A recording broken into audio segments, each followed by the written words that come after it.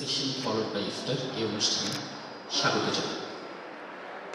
আমাদের আজকের লার্নিং সেশনের মেইন স্পিকার আমাদের মধ্যে অলরেডি উপস্থিত হয়ে গেছে। আমি হালকা করে আমাদের স্পিকারের বায়োটা একটু আপনাদেরকে পড়ে শোনাচ্ছি। আমাদের আছে main speaker Mohammad Abu Sadiq PNG is a renowned civil engineer, researcher and policy advocate dedicated to sustainable, affordable housing in Bangladesh. A former additional secretary to the government and Director General of Housing and Building Research Institute, HBRI. He advanced housing research, disaster and resilient construction and alternative materials after retirement. He founded the Center for Housing and Building Research, HBRC, a mission-driven platform promoting low-carbon technologies and climate-adaptive housing under the vision Sustainable Housing for All. He pioneered the innovations such as micropile foundations, sandwich wall panels, interlocking art blocks, and fill cement retrofitting.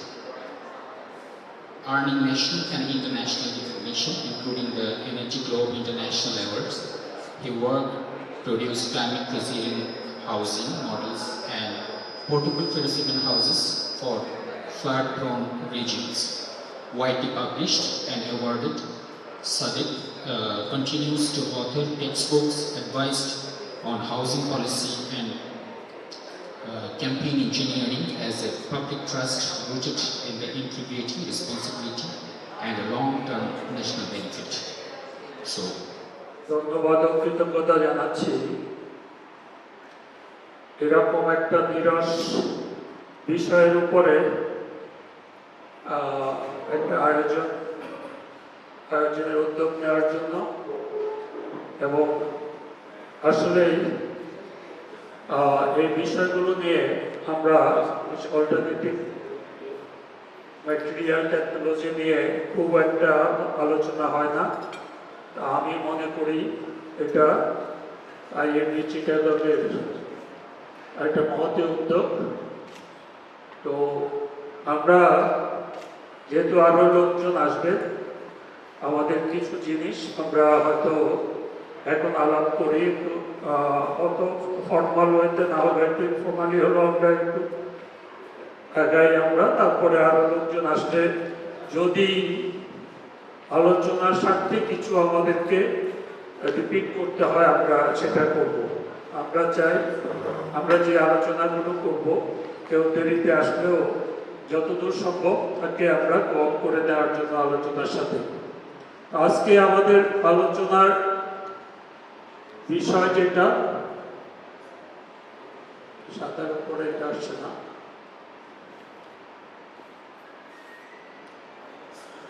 alternative materials for architecture. আসলে আমি আমার যে পরিচয়টা আপনারা জানেন যে আমি executive director HPRC। আমি আসলে বিষয়গুলোকে, যেহেতু আমি একজন গবেষক সব বিষয়গুলোকে একটু গতানুগতিক যে দৃষ্টি তার থেকে একটু ভিন্ন দৃষ্টিতে দেখতে শুরু করে, তারপরে এটা হাইপোথিসিস হিসাবে যায়, এরপরে এটা টেস্টেড হয়, পরীক্ষিত হলে তখন এটা থিওরি হিসাবে আসে। তো যারা গবেষণা করে আমি মনে করি তাদের সবাই ওই যে রুটিন কাজ করে গবেষণা করে রুটিন কাজ অনুযায়ী গবেষণা করে আসলে কোনো রেজাল্ট পাওয়া যায় না, একটু ভিন্নভাবে চিন্তা করে। তো আমরা অল্টারনেটিভ ম্যাটেরিয়াল বলতে আমরা আসলে কি বুঝি? অল্টারনেটিভ ম্যাটেরিয়াল এক কথা যেটা আমরা বলবো, এটা হচ্ছে আমি যদি পারফরম্যান্স বেস চিন্তা করি, অল্টারনেটিভ ম্যাটেরিয়াল মানেই যে কোনো একটা বদলে আমি আরেকটা দিলাম, that will not be an alternative material. Alternative material মানে হচ্ছে এটা যে আগের যে একটা অ্যাডভান্সমেন্ট হতে হবে, অ্যাডভান্সমেন্ট থাকতে হবে, আদারওয়াইজ ওটাকে অল্টারনেটিভ ম্যাটেরিয়াল বলা যাবে না। আমি যে কোনো একটা ম্যাটেরিয়াল, যে কোনো টেকনোলজির যদি অল্টারনেটিভ টেকনোলজি বলি, তার মানে that is more advance, updated. সেই হিসাবে অল্টারনেটিভ ম্যাটেরিয়াল হচ্ছে যেটা প্রচলিত যে ম্যাটেরিয়াল, সেই ম্যাটেরিয়ালের চেয়ে অ্যাডভান্স গুণাগুণ সম্পন্ন ম্যাটেরিয়ালকে আমরা অল্টারনেটিভ ম্যাটেরিয়াল বলি। এখানে আছে যে আমাদের যে energy efficiency, sustainability, performance logic. Energy efficiency এটা তো আমরা সবাই দৈনন্দিন প্র্যাকটিসে নিয়ে আসছি।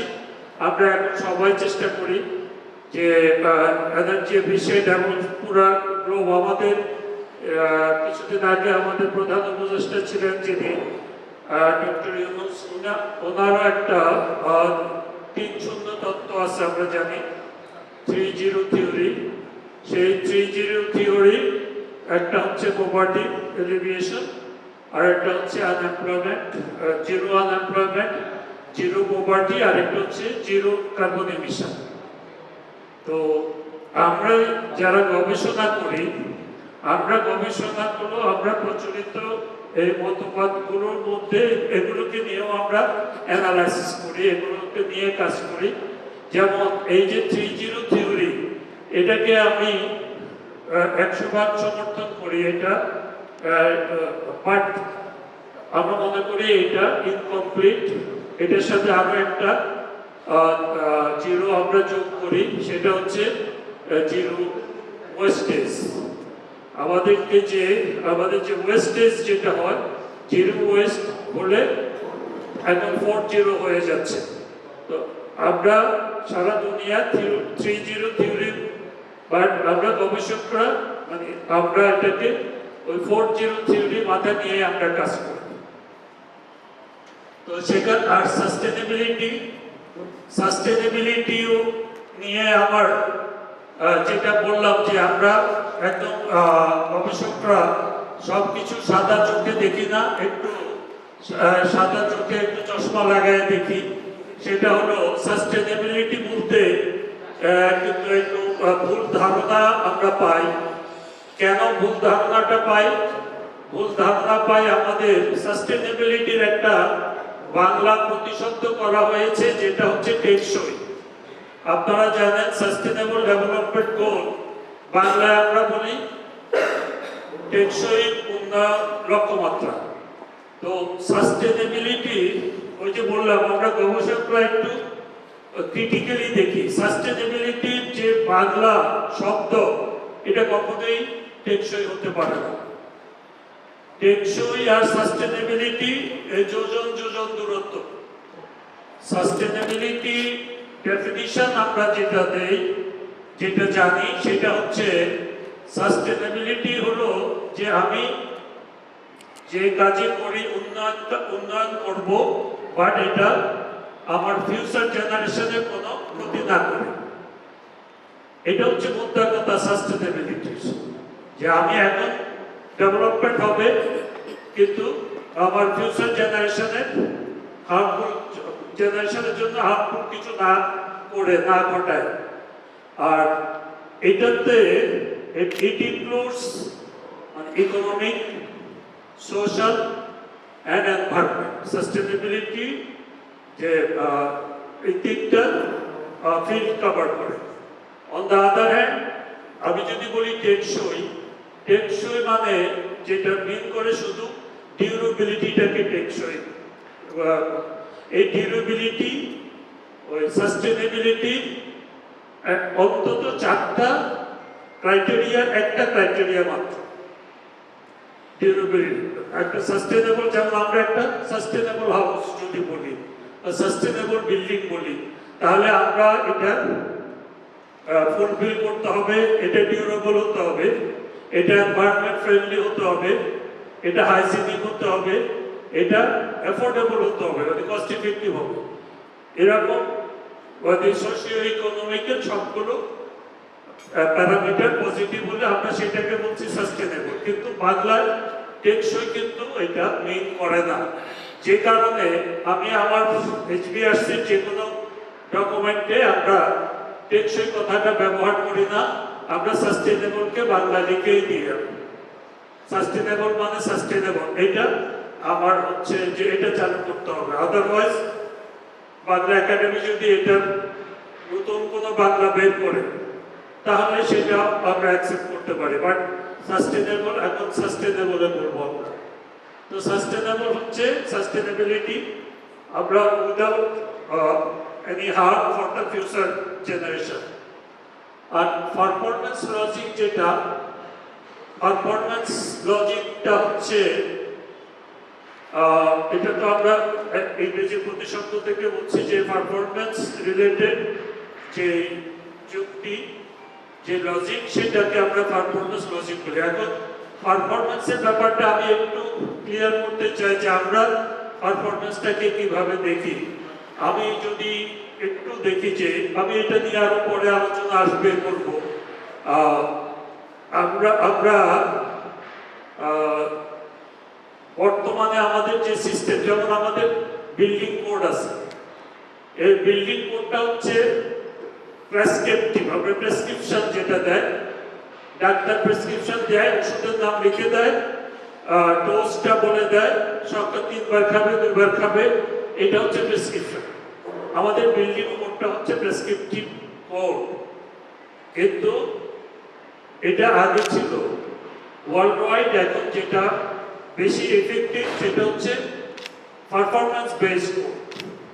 তো পারফরম্যান্স বেসড হচ্ছে, যেমন আমি এরপরে আলোচনা আসবে, তো আমরা এই যে পারফরম্যান্স মানে পারফরম্যান্স ইভালুয়েট করে সেটাকে ভালো করবো না খারাপ করবো, সেই যে যুক্তি, সেটাকে আমরা বলছি পারফরম্যান্স লজিক। আমরা পারফরম্যান্স বেসড ইভালুয়েশনে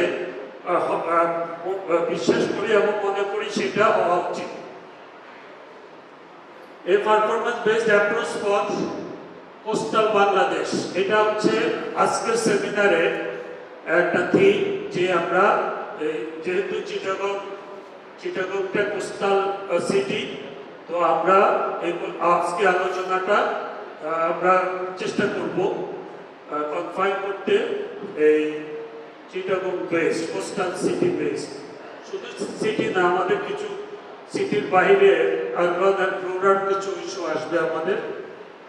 এই জন্য আমাদের বেসিক যেটা, সেটা হচ্ছে আমরা এই যে পারফরম্যান্স বেসড যে কনসেপ্ট, এখানে বেসিক জিনিস হলো আমরা right material, right context, right performance, এটাকে যদি আমরা সমন্বয় করতে পারি, then we will get the best result.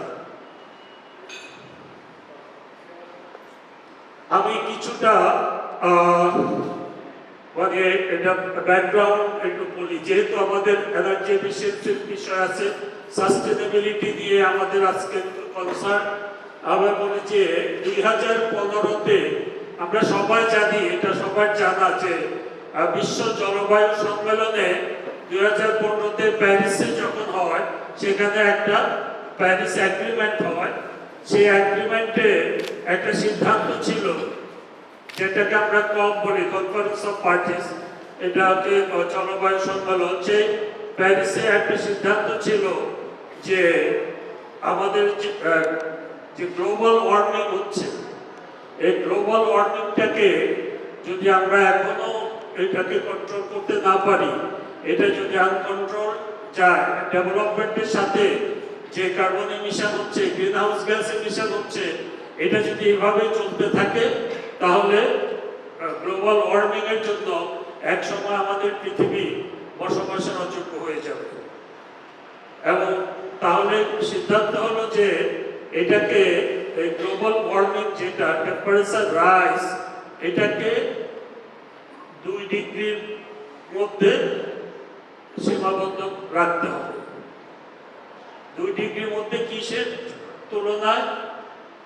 Pre industrial যে এরা ছিল, যে 1890 থেকে 1900 পর্যন্ত, 1900 সালের পরে আমরা ইন্ডাস্ট্রিয়াল এজ হিসাবে আমরা হিসাব করি।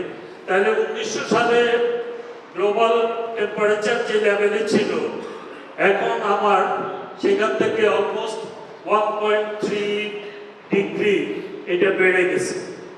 এখন প্যারিস সম্মেলনে যেটা হলো যে আমরা এটাকে কোনো অবস্থাতেই 2 ডিগ্রির বেশি বাড়তে দেওয়া যাবে না, তাহলে বসবাসের অযোগ্য হয়ে যাবে। তবে প্রিফারেবলি এটাকে 1.5 ডিগ্রি রাইজ, এটার মধ্যে, লিমিটের মধ্যে রাখার চেষ্টা করতে হবে।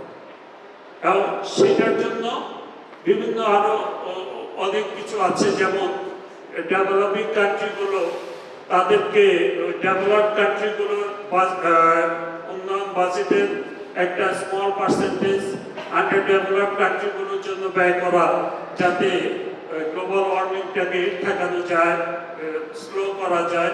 যে কারণে আমরা ওই ক্লাইমেট চেঞ্জ ফান্ড আমরা কিন্তু ডেভেলপড কান্ট্রিগুলোতে কিছু পাই। তো দুঃখজনক হলো আমাদের দেশে আমরা যে ফান্ড পাই, যেটা দেওয়ার কথা সেটা পুরা দেয় না, আর যেটা দেয় সেটা আমরা খরচ করতে পারি না। তো এই যে 2 ডিগ্রি, 1.5 ডিগ্রি, এবং বাংলাদেশ 2015-তে এনডিসি মানে ন্যাশনালি ডিটারমাইন্ড কমিটমেন্ট, আমরা নিজেরাই এক্সারসাইজ করে আমরা বলছি আমরা 2030 সালের মধ্যে আমাদের দেশে যে কার্বন এমিশন, সেই কার্বন এমিশনটা 2030 সালের মধ্যে যেটা হওয়ার কথা, তার থেকে আমরা 20% কার্বন এমিশন কমাবো। এটা বাংলাদেশ কমিটেড। এবং 2021-এ গিয়ে এটাকে আবার একটু রিভাইজ করে 15 থেকে 21-এ এসে বাংলাদেশ সরকার এটাকে রিভাইজ করে বললো যে আমরা 21.85 টাইম হবে, যে আরো 5% যেটা হচ্ছে, একটা হচ্ছে 20% যেটা ছিল, সেখানে ছিল যে 5% আনকন্ডিশনাল, মানে আমি নিজস্ব উদ্যোগে, নিজের খরচে, নিজের উদ্যোগে আমি 5% কার্বন এমিশন কমাবো, আর 15% এটা হচ্ছে ইন্টারন্যাশনাল যে সহযোগিতা, সেটা পাওয়ার সাপেক্ষে আমি কমাবো। এটা 21-এ গিয়ে ওই যে 5%কে আমরা 6.5 সামথিং লাইক দ্যাট ওরকম করছে, 6 থেকে 7%, আর ওই 15টাকে 15.5 বা 15.1, 15.2 এরকম একটা ফিগার আসে। তো প্রায় 22-এর মতো সে এটা বাংলাদেশের কমিটমেন্ট। এটা কমিটমেন্ট হচ্ছে আমরা 30-এর মধ্যে এটা অ্যাচিভ করব। The built environment cannot remain unchanged. আমরা আসলে যদি আমাদের এখনকার যে বিল্ড এনভায়রনমেন্ট আছে, এটা যদি আমরা আনচেঞ্জ রাখি, তাহলে কিন্তু ওই যে লাগাম টেনে ধরা যাবে না গ্লোবাল ওয়ার্মিং এর। এবং গ্লোবাল ওয়ার্মিং এ যেটা বিশ্বাস করা হয়, সেটা হচ্ছে আমাদের মতো, বাংলাদেশের মতো, যেগুলো সি লেভেল থেকে খুব বেশি উপরে না, মালদ্বীপ, বাংলাদেশের মতো দেশগুলো, এরা সবচেয়ে বেশি সাফারার হবে।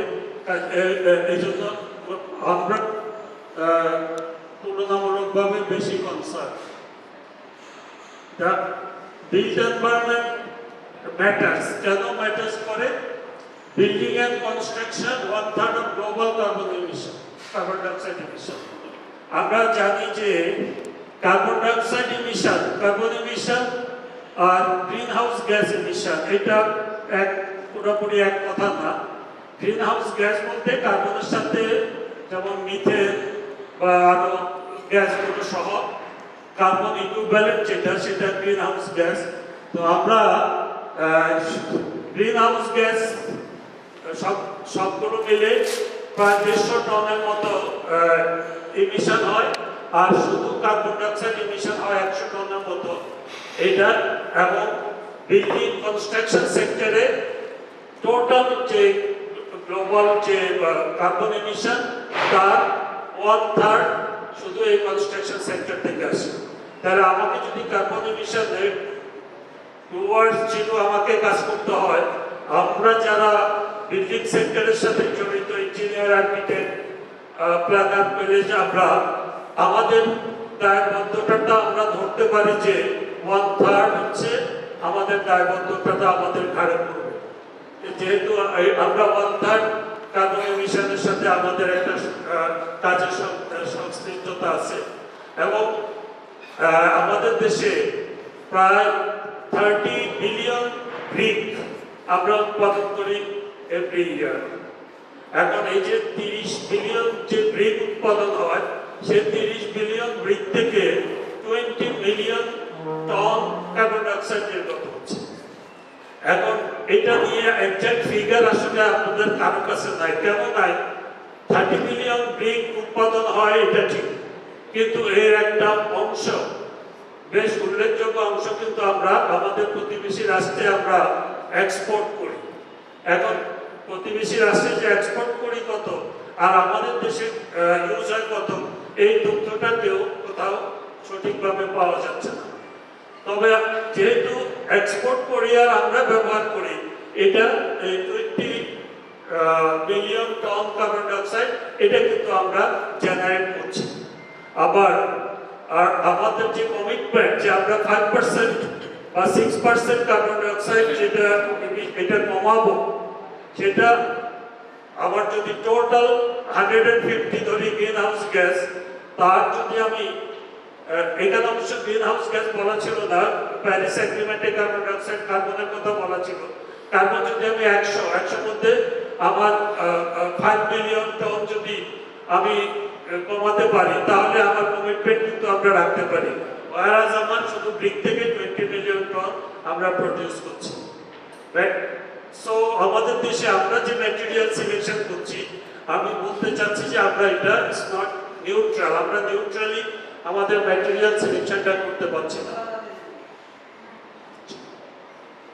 এখন why this discussion matters now is it Chattogram today, চট্টগ্রামের কন্টেক্সচুয়াল ইস্যু হচ্ছে এটা কোস্টাল, এটা saline exposure, high humidity, heavy monsoon, cyclone prone, high seismic risk, rapid vertical growth, 8 to 12 storey, brick plus RCC steel dominate. আমরা এখনো কনস্ট্রাকশনে, বিশেষ করে building কনস্ট্রাকশনে আমাদের স্টিল এবং ব্রিক এবং আরসিসি এটা এখনো ডমিনেট করছে।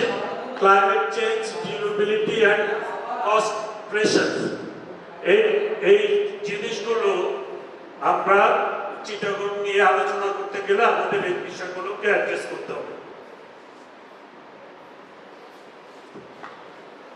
আমাদেরকে এই শিফটিংটা আমাদের বিবেচনায় রাখতে হবে। শিফটিংটা কি শিফটিং? আমাদেরকে যে ম্যাটেরিয়াল হ্যাবিট, যেটা ম্যাটেরিয়াল হ্যাবিট থেকে আমাদেরকে পারফরম্যান্স লজিকে যেতে হবে। ম্যাটেরিয়াল হ্যাবিট বলতে যেমন আমি নিজেও সিভিল ইঞ্জিনিয়ার হিসেবে বিভিন্ন কাজের সাথে জড়িত। আমরা ওই যে যারা মনে করেন যে অ্যাপার্টমেন্ট কিনবে যারা, তাদেরকে যদি বলি যে ইটের দেয়ালের চেয়ে অন্য কোনো দেয়াল যদি দেই, তারা নেবে না। তারা বলে না প্যারেক মারা যায় না, তারপরে কি হবে জানি না, সবসময় যেটা দেখে আসছি আমরা ওটা দেবো। তো এটা আমাদের একটা, এটাকে আমরা ম্যাটেরিয়াল হ্যাবিট হিসাবে নিচ্ছি যে আমরা যেটা আবার ডিজাস্টার ম্যানেজমেন্টের ভাষায় আমরা বলি হিউম্যান অ্যাপেথি, মানে মানুষের যে স্থিতি জড়তার কারণে আমরা ওখান থেকে আমরা নর্মালি সরতে পারি না। তারপরে ইনিশিয়াল কস্ট ফোকাস, এটা থেকে আমাদেরকে লাইফ সাইকেল পারফরমেন্সের বিবেচনা দিতে হবে আমাদেরকে। আমরা বর্তমানে যেমন আমরা একটা বিল্ডিং সম্পর্কে একটা ভবনের আমরা কস্ট এস্টিমেট করি, আমরা কস্ট এস্টিমেট করে সেই বিল্ডিংটা আমরা স্ট্যান্ডার্ডাইজ করি যে এই বিল্ডিং করতে 1 কোটি টাকা খরচ, ওয়ারাস এই বিল্ডিং করতে 1 কোটি 10 লাখ টাকা খরচ, এবং আমরা যেটা 1 কোটি টাকা খরচ সেটাকে আমরা বলতেছি ইকোনমিকে কস্ট ইফেক্টিভ। কিন্তু আসলে কি তাই যে বিল্ডিংটা 1 কোটি টাকা করলাম, পাশে আরেকটা বিল্ডিং আরেকজন 1 কোটি 10 লাখে করলো, এখন আমরা যে 1 কোটি টাকা করলো এটাকে কি কস্ট ইফেক্টিভ বলা ঠিক হবে কি হবে না, এই জিনিসটা জন্য আমাদেরকে লাইফ সাইকেল পারফরমেন্সটা অ্যানালাইসিস করতে হবে। তারপরে হচ্ছে হ্যাভি সিস্টেম, বর্তমানে যে আমরা আমাদের যে বিল্ডিং স্ট্রাকচারকে আমরা যে হ্যাভি একটু ওয়েটিং করে ফেলছি, এটা থেকে চেঞ্জ করতে হবে, অপটিমাইজ সিস্টেমে আমাদেরকে যেতে হবে। আমি লাইট সিস্টেম বলছি না, আমি বলছি এটাকে অপটিমাইজ, যতটুকু বিল্ডিং এর ওজন কমানো যায় এটা আমাদেরকে চেষ্টা করতে হবে। এটা কেন চেষ্টা করতে হবে সেটা আপনার সামনে আলোচনায় আসবে।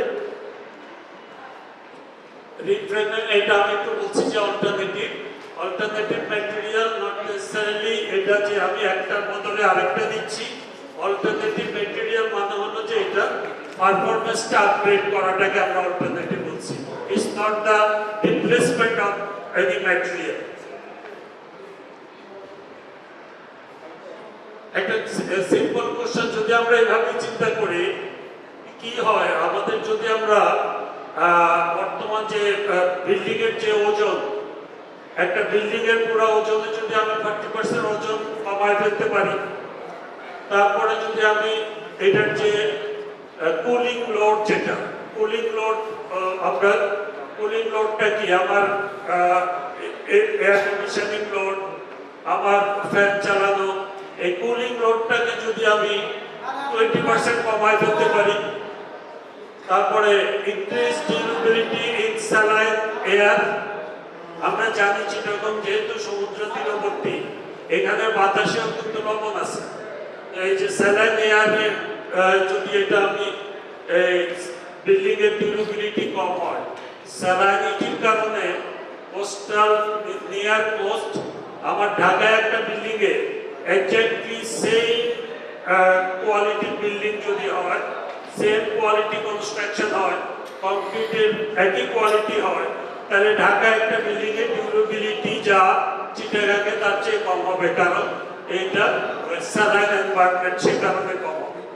তো সেই যে আমরা যদি স্যালাইন এনভায়রনমেন্টে আমরা যদি ডিউরেবিলিটি বাড়ায় ফেলতে পারি, তারপরে life cycle cost at least 50 years যদি হিসাব করি, তাহলে যদি আমরা লাইফ সাইকেল কস্টটাকেও কমায় নিয়ে আসতে পারি without changing the architectural identity, মানে বর্তমানে আমরা আর্কিটেকচারাল যে পারফরমেন্স সুবিধা যা রাখছি সব ঠিক রেখে আমরা যদি কল্পনা করি যে আমরা এটা 40% ওজন কমাবো, আমরা কুলিং লোড কমাবো, আমরা ডিউরেবিলিটি বাড়াবো, লাইফ সাইকেল কস্ট কমাবো, তো এইগুলো যদি কমায় তাহলে কি হবে?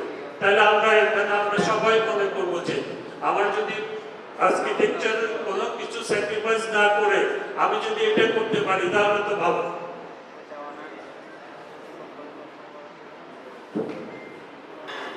Chattogram deserves architectures that respond to climate, corrosion and earthquake risk, not architecture that ignores performance. এটাতেও আমরা সবাই একমত। What is performance based design, যেটা আমি একটু আগে বলছিলাম, এটা খুব সহজ এক্সাম্পল দিয়ে আমরা বলছি প্রেসক্রিপটিভ অ্যাপ্রোচ। যেটা আমাদের বর্তমানে কি আছে, আমরা মোটামুটি আমাদের সবার মাথায় ঢুকে গেছে, আমরা একটা ফ্রেম স্ট্রাকচার করব, এর বাইরের দেয়ালটা আমরা 10 ইঞ্চি দিব, ভিতরের পার্টিশন ওয়ালগুলো 5 ইঞ্চি বেক ওয়াল দিব। এটা হচ্ছে এই যে একটা স্ট্যান্ডার্ড, এটা হলো প্রেসক্রিপটিভ কনসেপ্ট। আর আমি পারফরমেন্স বেসড অ্যাপ্রোচ হলো আমাকে যে ওই মেট স্ট্রাকচারাল ক্যাপাসিটি, মেট থার্মাল পারফরমেন্স, এনশিওর ডিউরেবিলিটি। আমি ডিউরেবিলিটি, আমার একটা টার্গেট থাকবে যে আমার এই বিল্ডিং আমি 100 বছরের জন্য করছি না 50 বছরের জন্য করছি, সেই টার্গেট থাকবে। এটার যে থার্মাল পারফরমেন্স, আমি চাচ্ছি আউটসাইড টেম্পারেচার যখন 40 ডিগ্রি হবে, আমার ইনসাইড টেম্পারেচার আমার 35 হবে বা 30 হবে। এটা হচ্ছে আমার রিকোয়ারমেন্ট। এইটা পারফর্ম করানোর জন্য যা যা করতে হয় আমি সেটা জিনিস করবো। That is we call performance based design, performance based analysis. এখন material are not specified, performance is specified. এটা হচ্ছে আপনাদের পারফরমেন্স বেসড ডিজাইনের basic concept. What do we actually specify for wall in coastal Chattogram? Structural stability, lateral loads, structural না যেহেতু lateral loads, আমরা সবাই জানি যে চিটাগং, আপনি বলছি হাই আর্থকোয়েক, এখন কেউ প্রশ্ন করতে পারেন না চিটাগাংয়ের চেয়ে সিলেটে আরো বেশি জোন। হ্যাঁ, ওটাকে আমরা বাংলাদেশি পার্সপেক্টিভে সিলেটের ওটাকে এক্সট্রিম অথবা ভেরি হাই, চিটাগং হাই, ঢাকাকে বলি মডারেট, এবং ওই যে ভোলা সাতক্ষীরা ওদিকে হচ্ছে একটু লো। কিন্তু সাতক্ষীরা আর্থকোয়েক হলো, এবং আমাদের বিল্ডিং কোড যেটা আগে 93 যেটা কোড ছিল, সেখানে কিন্তু ওই জোনকে আমরা সেফ মনে করতাম। এরপরে আমরা 2020 যে বিল্ডিং কোড, এখানে আমরা, আমি মেম্বার সেক্রেটারি ছিলাম বিল্ডিং কোড স্টিয়ারিং কমিটি, তো এখানে আমরা যেটা হচ্ছে না, আমরা ওই যে ইন্ডিয়ার স্টাডি থেকে দেখলাম, ইন্ডিয়ার জোনিং ম্যাপ অ্যানালাইসিস করে আমরা দেখলাম যে না, ওই সাতক্ষীরা সুন্দরবন খুলনার ওই অংশটা ওটা অত সেফ না, ওটাও কিন্তু ওটাতে আবার অন্য সমস্যা আছে। ওটা জোন ফ্যাক্টর ঢাকার চেয়ে কম, কিন্তু ওখানে যেহেতু রিসেন্ট ডিপোজিট মাটি নরম, সেটাতে অ্যাম্প্লিফিকেশন হয়, সেটা কিন্তু ঝুঁকি কিন্তু ঢাকার সমানে হয়ে যাচ্ছে এখন ওই খুলনা জোন। তাহলে Chittagong structural stability, reduce structural mass, এই জিনিসটা আমরা একটু জোর দিচ্ছি যে অল্টারনেটিভ ম্যাটেরিয়াল নিয়ে যারা কাজ করি, আমরা হচ্ছে যে আমি অন্য দিকগুলো বাদ দিলাম। আগে আমরা বলতাম যে ইট পছন্দ করতাম না, কারণ ইট টপ সয়েল নষ্ট করে, ইট কার্বন এমিশন করে, ইট ডিফরেস্টেশনের জন্য দায়ী। ওগুলো যে এখন ঠিক হয়ে গেছে তা না, কিন্তু এখন এটার সাথে আরো ওটা যে এগুলো আমাদের কিন্তু এখন একটা সিভিয়ার ইস্যু হয়ে গেছে যে ইট মানে ইট বলে না। যেমন আমি একটু এখানে পিডাব্লিউডি কেউ আছে কিনা জানি না, পিডাব্লিউডি যেটা করে ওই তারা ওই যে গভর্নমেন্টের একটা রুল ছিল 2025 জুনের মধ্যে আমরা ব্রিক থেকে ব্লকে শিফট করব সরকারি প্রতিষ্ঠানগুলো। তো পিডাব্লিউডি 2025 আগেই ব্রিক থেকে ব্লকে শিফট করছে। তো এখন ব্লকে শিফট করা মানে ওই ব্রিক থেকে ব্লকে, বাট হলো ব্লকে যায়নি, তারা সলিড ব্লক ইউজ করছে। এখন এই যে সলিড ব্লক যে ইউজ করছে, সলিড ব্লকের ডেন্সিটি কিন্তু ব্রিকের চেয়েও বেশি, মানে একটা একই আয়তনের একটা ইটের যে ওজন সলিড ব্লকের, কংক্রিট ব্লকের ওজন আরো বেশি। তো সেই বিবেচনায় আমরা যদি ব্রিকের বদলে এখন আমরা যদি সলিড ব্লক ইউজ করি সেটা ভালো। তো আমার from earthquake point of view আমার সেটা তো ভালো হচ্ছেই না, সেটা আরো খারাপ হচ্ছে। আমি ব্রিক থেকে ব্লক করে আরো খারাপ করছি। আমি এটা এটা ক্লিয়ার কিনা আমি জানি না, যে আমি ব্রিকের চেয়েও আমি সলিড ব্লক মানে ব্রিকের চেয়েও আরো বিল্ডিং এর ওজন আমি বাড়িয়ে দিচ্ছি। আবার structural stability, reduce structural mass, target U value, thermal performance.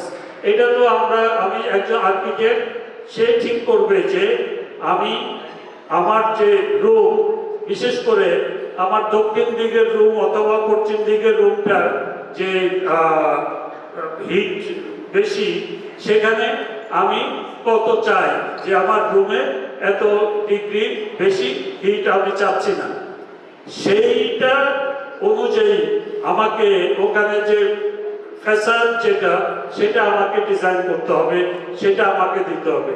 সেটা ইটের হবে না সেটা ব্লকের হবে না অন্য কোনো ম্যাটেরিয়াল হবে, দ্যাট ইজ ডিফারেন্ট। বাট আমার আমার লক্ষ্য হলো আমি রুমের ভিতরে এর চেয়ে বেশি টেম্পারেচার আমি চাচ্ছি না। তো এইটাই আমরা এই কনসেপ্টটাকে বলছি পারফরম্যান্স বেসড কনসেপ্ট। ইউ ভ্যালুটাকে আমরা ফিক্স করব, টার্গেট করব। Moisture and salinity resistance, service life should be equal to greater than 50 years at least, lower 50-year life cycle cost. Structural performance হচ্ছে dead load contribution, drift compatibility with frame। আমাদের হচ্ছে drift হচ্ছে যে বিল্ডিংটা কতটুকু sow হবে specially during earthquake, সেটা seismic মাস reduction. এই বিল্ডিং এর ওজনটাকে আমরা বলছি এটা সিসমিক মাস। এই সিসমিক মাস রিডাকশন এটা হচ্ছে ডাইরেক্টলি প্রপোর্শনাল, মানে আর্থকোয়েক ফোর্সটা বিল্ডিং এর উপরে কতটুকু পড়বে এটা সরাসরি সমানুপাতিক হচ্ছে বিল্ডিং এর ওজনের সাথে। বিল্ডিং এর ওজন যদি 2 গুণ হয়, আর্থকোয়েক ফোর্সটাও 2 গুণ বেড়ে যাবে। এটা একদম directly proportional. Crack control performance, এই যেটা আমি বলছিলাম, সিসমিক ফোর্স যদি F হয়, F is directly proportional to M into A। এই Mটা হলো বিল্ডিং মাস, A হলো অ্যাক্সিলারেশন, ওইটা আমাদের দরকার নাই। এই বিল্ডিং মাসের সাথে এটা directly proportional earthquake ফোর্সটা।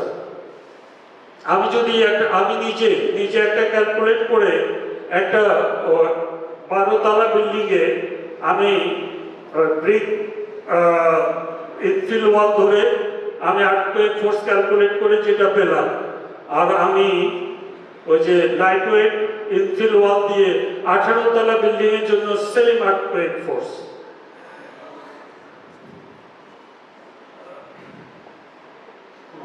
Thermal and moisture performance, thermal performance U value target, heat gain reduction, indoor comfort, moisture and durability, absorption versus permeability, crack control, salinity resistance। এই বিষয়গুলো আমাদেরকে বিবেচনা নিয়ে আমাদেরকে আর্কিটেকচারাল ডিজাইন ফাইনাল করতে হবে। Comfort is performance. আমরা যে পারফরম্যান্স বলছি, আমার যদি কমফোর্ট যত কমফোর্ট বাড়াতে পারি আমি বলবো যে ইটস এ বেটার পারফরম্যান্স।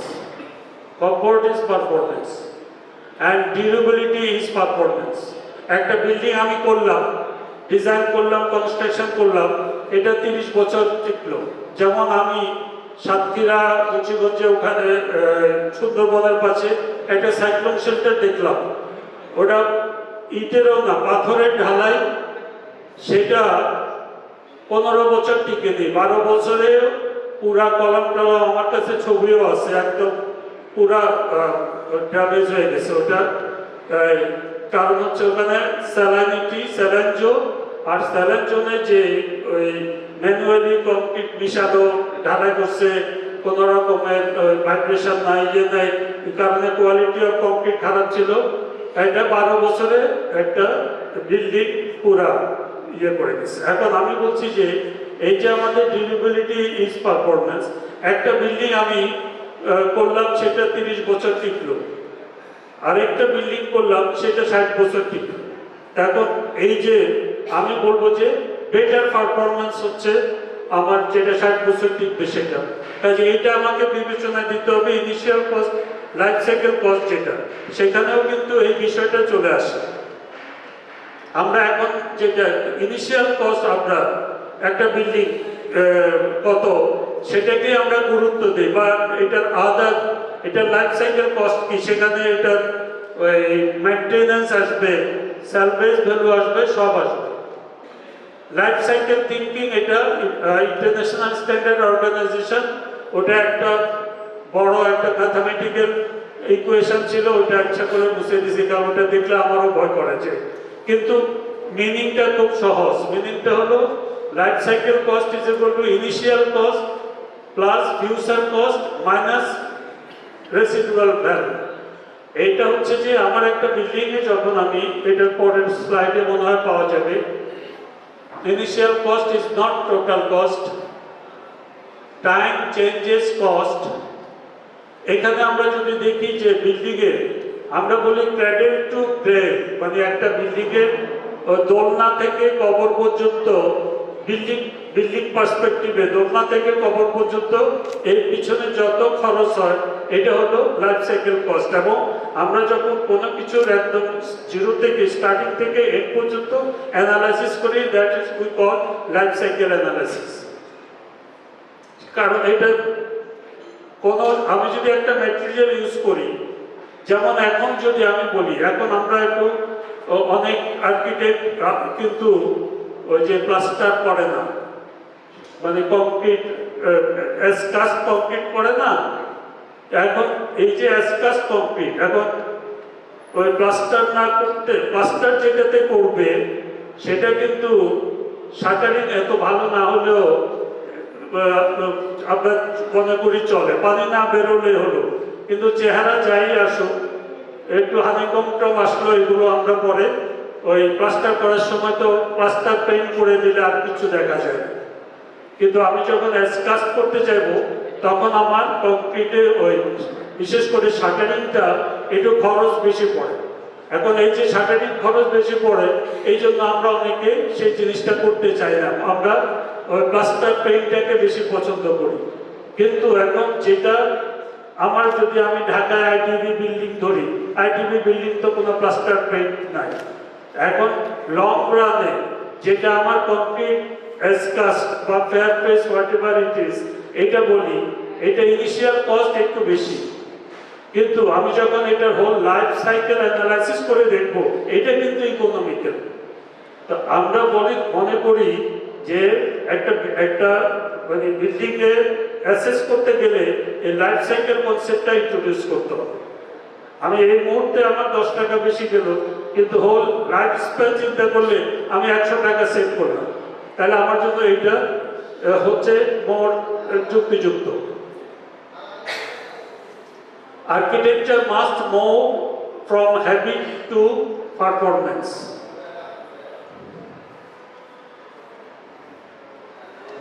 এখন 5 pillars of performance based design, আমরা যে পারফরম্যান্স বেসড ডিজাইনের কথা বলছি, এটা আমরা 5টা পিলার স্তম্ভ হিসাবে দেখি। একটা হচ্ছে ফাংশনালিটি, এটা তো একটা স্তম্ভ, কারণ আমরা একটা বিল্ডিং করব, সবচেয়ে তো সবার একটা ফাংশনাল ইউজটাই তো প্রধান। Structural safety, climate performance, life cycle, contextual identity. Performance is multidimensional. এখন এই যে পিলার 1, যে ফাংশনালিটি, স্ট্রাকচারাল অ্যান্ড স্পেটিয়াল পারফরমেন্স। এখন আমরা যদি দেখি, what do we mean by functionality?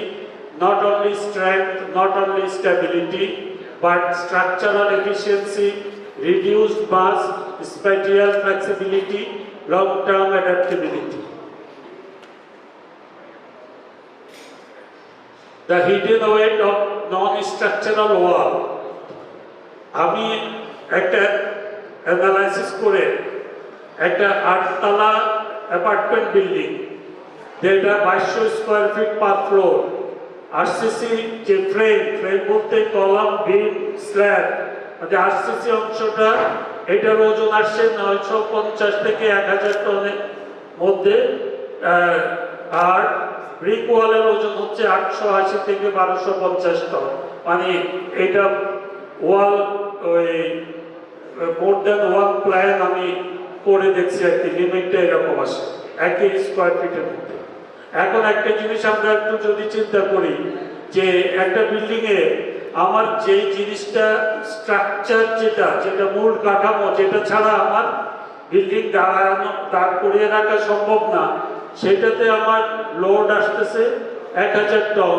আর আমার ব্রিক ওয়াল যেটা আমি ইনফিল ওয়াল, যেটা আমার না হয়ে অন্য কোনো ম্যাটেরিয়াল দিলেও চলে, কারণ আমরা ইনফিল ওয়াল আমার ওই যে পারফরমেন্স বেস যদি আমি চিন্তা করি, তাহলে আমার একটা পার্টিশন ওয়ালের কি পারফরমেন্স আমার দরকার হলো privacy.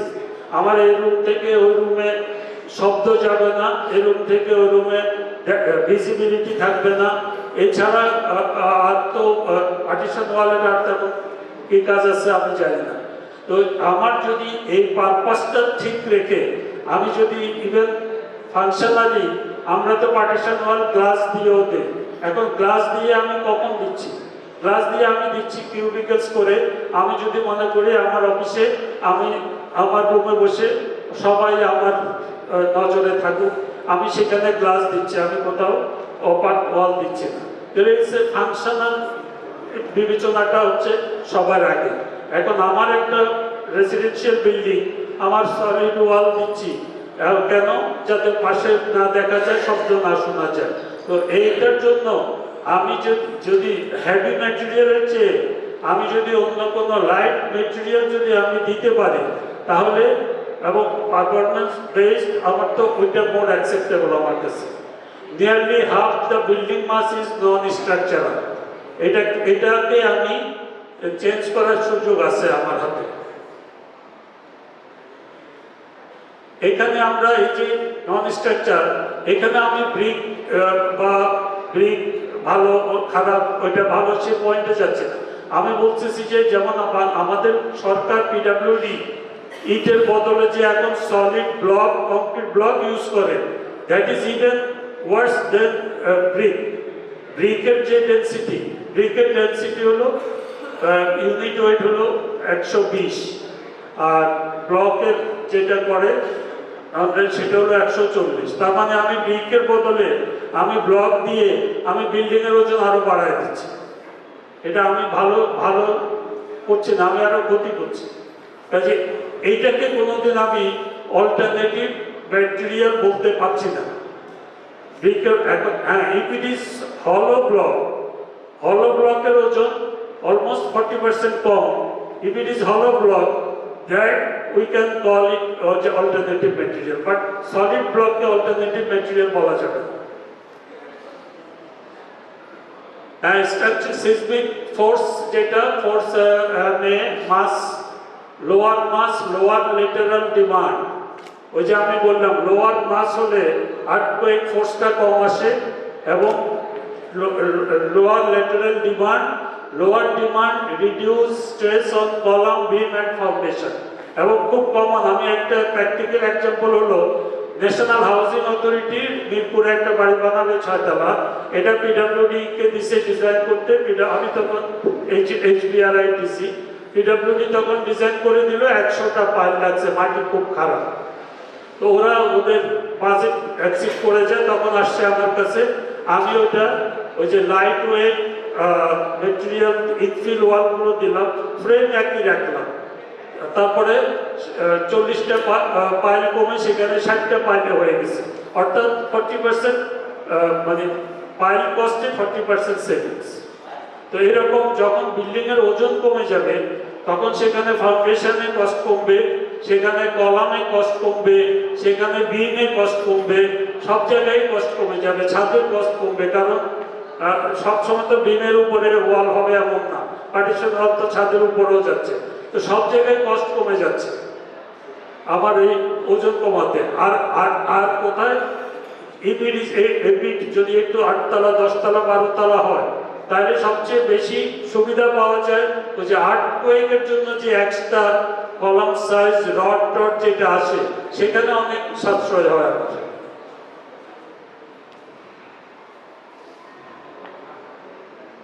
Structural efficiency versus structural over design. Heavy infill lead to larger column, larger footing, higher reinforcement requirement. Lightweight system allow more efficient structural design, reduce foundation pressure, improve drift control.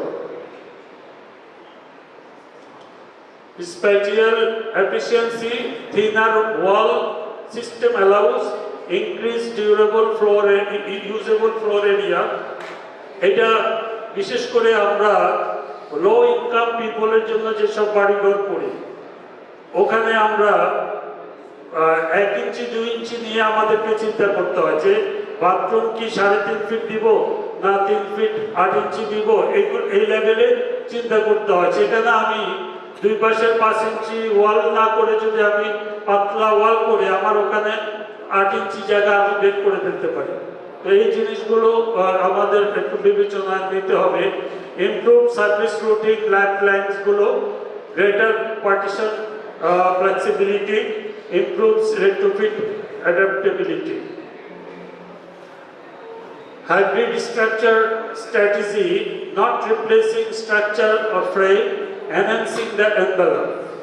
আমাদের বর্তমানে যে RCC আমরা column বিম foundation এগুলো যেটা এইগুলোতে আমরা একদম কিছু হাত দিলাম না, আমরা শুধু ওই যে ইনফিল ওয়াল যদি শুধু আমরা ওখানে যদি আমরা মাস কমাতে পারি তাহলে আমার এটা শুধু আর মানে স্ট্রাকচারাল সেফটি শুধু আসছে না, আমাকে শুধু স্ট্রাকচারাল সেফটি ইস্যু না, আমার ডিউরেবিলিটি ইস্যু, যে ডিউরেবিলিটি ইস্যু না। এখন আমি যদি একটা ইটের দেয়াল করলে সেটা যদি লোনা বের হয়, সেটা যদি ওই ড্যাম্প হয়, আর যদি আমার 5 বছর পরে 2 বছর পরে পরে সেটাকে যদি আবার রিপেয়ার করতে হয় এবং এটা টাকা পয়সা যা, আমার বেডরুমে যদি একটা ওয়াল যদি ড্যাম্প হয় তখন আমার মানে লিভিং কমফোর্ট তো আর থাকে না, তখন আমাকে ওই রুম খালি করে মিস্ত্রি ডেকে আবার এটারে তেঁতুলের পানি দিয়ে তেঁতুল ওয়াশ করা এটা করে দিলাম, আবার 4-5 বছর চললো,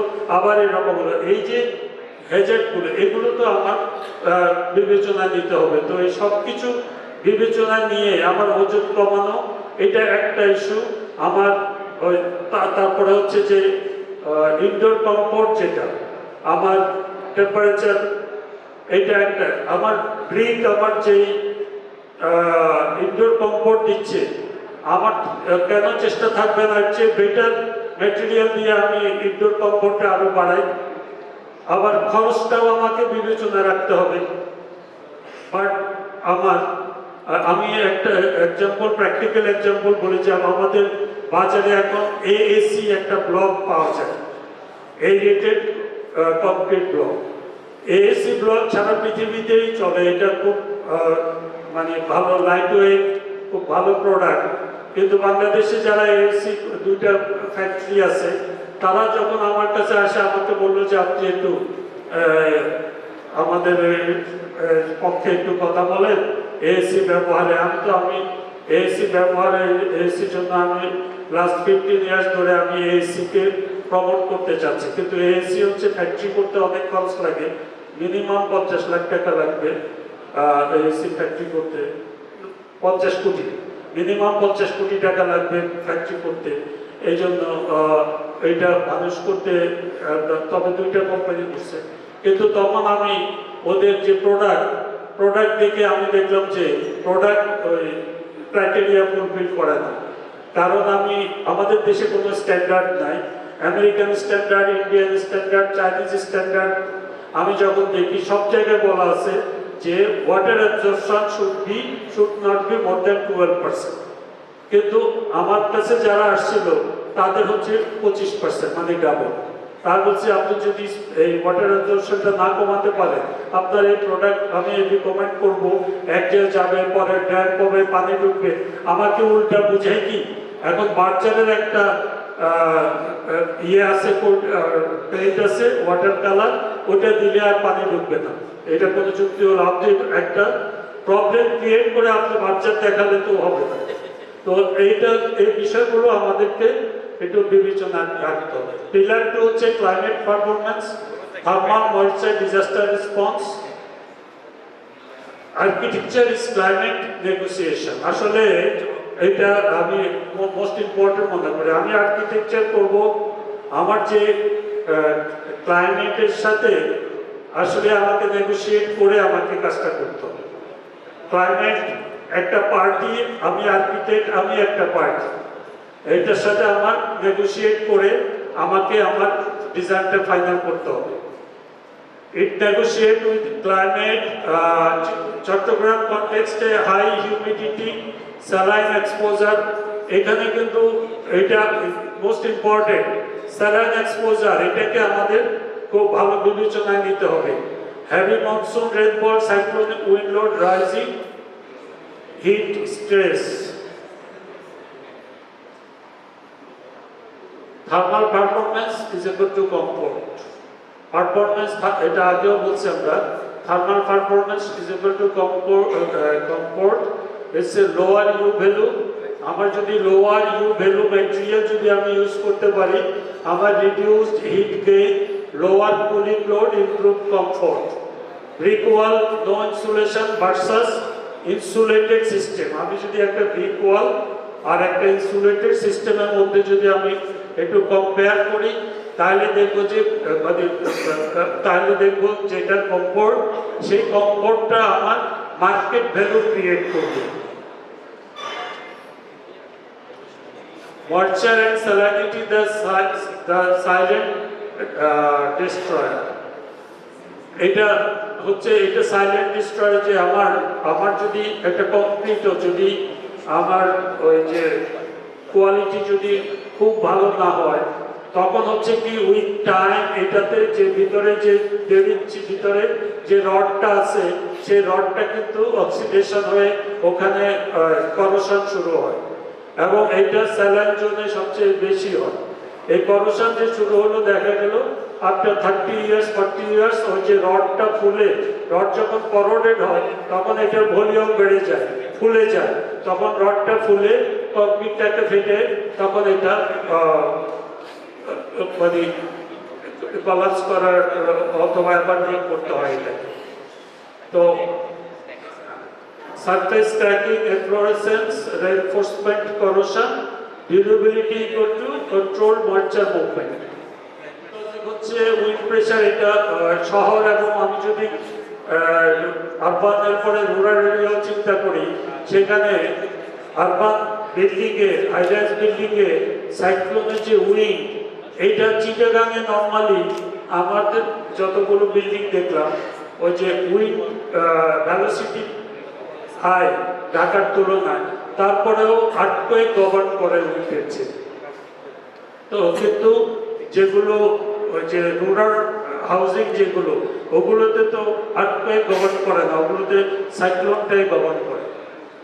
performance response, continuous load path, rope anchorage, light weight envelope, robust connection, detail, এগুলো মেইনলি ওই যে রুরাল হাউজিং এর জন্য প্রযোজ্য। Flood and water logging adaptation, race plane, এটাও রুরাল এরিয়ার জন্য। Elevated structural system, replaceable lower wall zone, integrated drainage, resilience is equal to adaptation. Seismic plus climate integration, seismic force, climate performance plus structural efficiency, lightweight envelope is equal to dual performance. মানে lightweight, আমি যখন একটা ওই building এনভেলপটা যখন আমি lightweight করতে পারবো, তখন এটা আমার সেই seismic and climate performance দুইটার জন্যই আমার পজিটিভ একটা ইম্প্যাক্ট দিচ্ছে। Climate performance is structural issue and also economical issue. Pillar 3, service and integration, electrical plumbing, service coordination, adaptability. এই বিষয়গুলো আমার বিবেচনায় রাখতে হবে। ইন্টিগ্রেশন ডিফাইন্স প্র্যাকটিক্যালিটি, এটা হচ্ছে যে electrical integration, plumbing integration, data and services. আমার ঘরে এখন ইন্টারনেটের লাইন, ডিশের লাইন, এগুলো সব মিলে এগুলোর যে coordination, future adaptability, material must integrate with system, electrical integration, traditional break, manual changing, high dust. ওই যে এখানে হচ্ছে আমার এই যে একটা ইলেকট্রিক লাইন আমি কনসিভ করব, এখানে আমি যদি ব্রিকের হয়, ব্লকের হয়, স্যান্ডউইচ প্যানেল ওয়াল হয়, তাহলে এই পার্টগুলো কনসিভ করাটা না কোনটা কি সুবিধা অসুবিধা, এই বিষয়গুলো আমাকে বিবেচনা করে ডিসিশন নিতে হবে। প্লাম্বিং অ্যান্ড হোয়াইট এরিয়া, এগুলোতেও আমার যে leakage uncontrol, moisture penetration, crack propagation, design response, এগুলো আমরা অবশ্য বিবেচনা করে সবাই করি এগুলো। Retrofitting and urban adaptability, urban reality, floor addition. এই যে যদি আরবানে অনেক সময় যে ডেভেলপারের বাড়ি না, যারা নিজেরা বাড়ি বানায়, তারা কিন্তু একবারে পুরো বাড়ি করতে পারে না।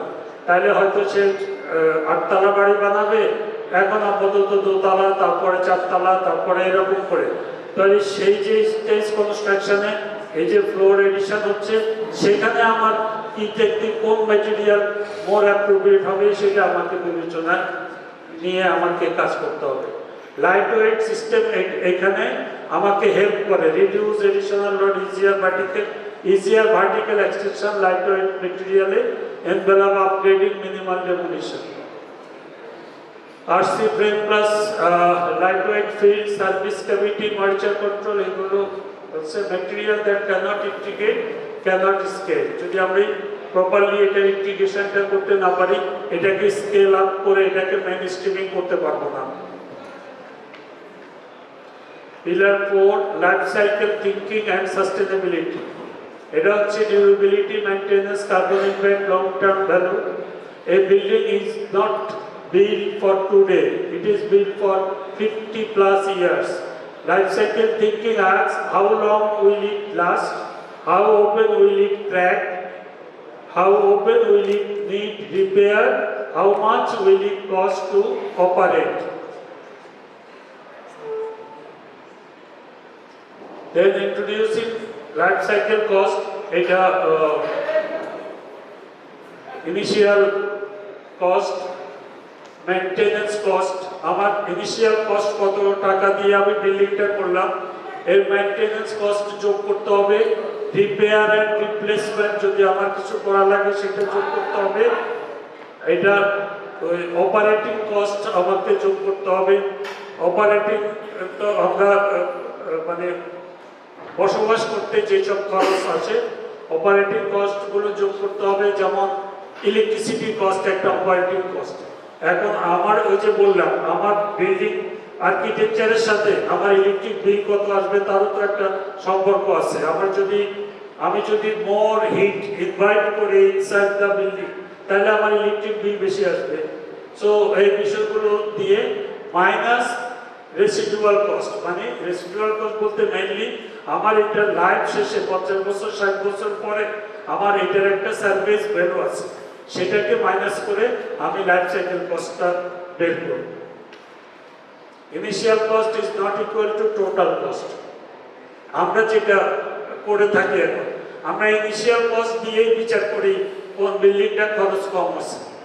এখন দুইটা বিল্ডিং, একটা 10 কোটি টাকা খরচ হলো আর একটা 11 কোটি টাকা খরচ হলো, আমরা বলতেছি যে এটাতে খরচ কম আছে। কিন্তু আমি যখন লাইফ সাইকেল কস্ট অ্যানালাইসিস করি, তখন দেখা যাবে যে যেটা 10 কোটি ওইটা আসলে 13 কোটি হচ্ছে, আর যেটা 11 সেটা 12 কোটি, দেখা যাবে ওইটাই। এই চট্টগ্রামের জন্য মোস্ট ইম্পর্টেন্ট এটা যে আমি কোনো এক জায়গায় বলছি, চট্টগ্রাম ঢাকা না, আমার ঢাকার জন্য যে ডিজাইন অ্যাপ্রোপ্রিয়েট, কন্টেক্সচুয়ালি চট্টগ্রামে সেই ডিজাইনটা অ্যাপ্রোপ্রিয়েট হবে না, কারণ ঢাকা স্যালাইন জোনে পড়ে নাই, চট্টগ্রাম স্যালাইন জোনে পড়ছে। চট্টগ্রামের আমি যদি সেম কোয়ালিটি থাকে, concrete quality, rod quality, everything is same, Dhaka একটা বিল্ডিং আর চিটাগংয়ে একটা বিল্ডিং, চিটাগংয়ের বিল্ডিং এর আয়ু কম হবে, ঢাকার বিল্ডিং এর আয়ু বেশি হবে। তো এই জিনিসটা আমাকে বিবেচনা নিয়ে চিটাগংয়ে আমি যে বিল্ডিংটা করব, তার ডিউরেবিলিটি বাড়ানোর জন্য আমাকে কিছু স্পেশাল মেজার নিতে হবে, পারফরমেন্স বেসড একটা চিন্তা করতে হবে। এখানে হচ্ছে ডিউরেবিলিটি থ্রেট আছে, স্যালাইনিটি এক নম্বরে, হিউমিডিটি বেশি ঢাকার চেয়ে, সেই জন্য ওই যে ট্র্যাক প্রোপাগেশন, রেনফোর্সমেন্ট করোশন, এই রেনফোর্সমেন্ট করোশনটা স্যালার জন্য এটা হচ্ছে একটা বড় ব্যাধি। তারপরে হচ্ছে সারফেস ডিটেরিওরেশন, বিভিন্ন সারফেসের কংক্রিটও কিন্তু নষ্ট হয়। Durability is equal to control permeability plus track management. এখন এই যে ট্র্যাক ম্যানেজমেন্ট এগুলো মানে এখানে আমি আমার যে এলসবিআর যে একটা এলসবিআর জার্নালে আমার একটা লেখা আছে যে আমাদের কোস্টাল এরিয়াতে, বিশেষ করে কোস্টাল এরিয়াতে আমি একটা সলিউশন আমি প্রপোজ করছি। সেটা হচ্ছে আমরা যে কলাম বিমগুলো করি ঢালাই করার পরে আমরা প্লাস্টার করি, তো আমি প্লাস্টার করব না, প্লাস্টার না করে আমি ওই প্লাস্টারের যে থিকনেস, একটা কলাম আমার আছে 20x20, আমি এটাতে তো 1/2 ইঞ্চি প্লাস্টার করব বা 1/2 ইঞ্চি বেশি, আমি ওইটা না করে ওই 12-15 মিলি আমি ফেরোসিমেন্ট লাইনিং করে দেব। ফেরোসিমেন্ট আর প্লাস্টারের মধ্যে ডিফারেন্স কি? প্লাস্টারে হচ্ছে আমি সিমেন্ট একটু কম দিচ্ছি, 1:4 দিচ্ছি, ফেরোসিমেন্টে 1:2.5 আমি দিলাম, এখানে সিমেন্ট একটু বেশি কেন। আর হচ্ছে আমি এর ভিতরে একটা ওয়্যার ম্যাশ দিলাম। তো আমি এখন ওয়্যার ম্যাশ দিয়ে আমাদের লোকজন ঠিকভাবে ক্লিয়ার কভার রাখতে পারছে না এত চিকন জায়গায়। আর আমাদের বাজারে কিন্তু গ্যালভানাইজড ওয়্যার ম্যাশ পাওয়া যাচ্ছে না, এগুলো সব ফাঁকিবাজি, রং করে দেয় গ্যালভানাইজেশন। তো সেই জন্য আমি এখন ওই যে গ্লাস ফাইবার ইউজ করছি। তো আমি যদি কলামের প্লাস্টার না করে আমি যদি তার চারদিকে প্লাস্টারের থিকনেসে আমি একটা মর্টার দেই আর ভিতরে রেনফোর্সমেন্ট হিসাবে গ্লাস ফাইবার দেই, তাহলে আমার এইটা আর কোনো ক্র্যাক অ্যালাউ করবে না। এই যে রেনফোর্সমেন্ট থাকাতে সেখানে যে মাইক্রো ক্র্যাকগুলো যেগুলো দিয়ে ওই যে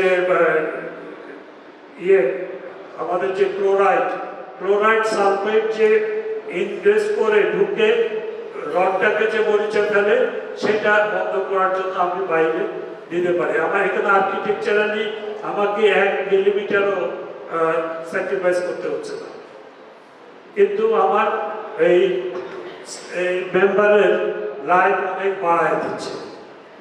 তো এই জিনিসগুলো বেশি প্রযোজ্য। ইভেন আমি সারা বাংলাদেশে আমার প্রপোজাল হলো যে আমরা প্লাস্টারের বদলে আমি ফেরোসিমেন্ট লাইনিং করে দেই, সেটা বিল্ডিং এর আয়ু অনেক বেড়ে যাবে। আর ফেরোসিমেন্ট লাইনিং এর সাথে আরো যদি আমি বিশেষ করে কোস্টাল এরিয়াতে উপরে আবার 5 মিলিমিটার একটা আমরা বলি PMM, polymer modified mortar, just একটা অ্যাডমিক্সারের মতো কেমিক্যাল দিয়ে যদি আমি ওই মর্টারটা করি, এটা একদম 100% এটা ইমপারমিয়েবল হয়ে যাবে। তাহলে আমার বিল্ডিং এর লাইফ অনেক গুণে বেড়ে যাবে। আমার যে পেপার, সেই পেপার থেকে আবার দেখাচ্ছি যে আমি যদি কোনো প্রোটেকশন না নিই অথবা অর্ডিনারি প্লাস্টার করি,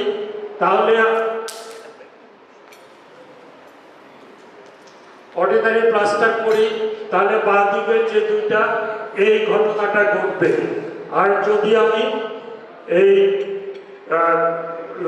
প্লাস্টারটা সাবস্টিটিউট করি উইথ ফেরোসিমেন্ট লাইনিং, তাহলে এটা এক্সটেন্ট অনেক কমে যাবে।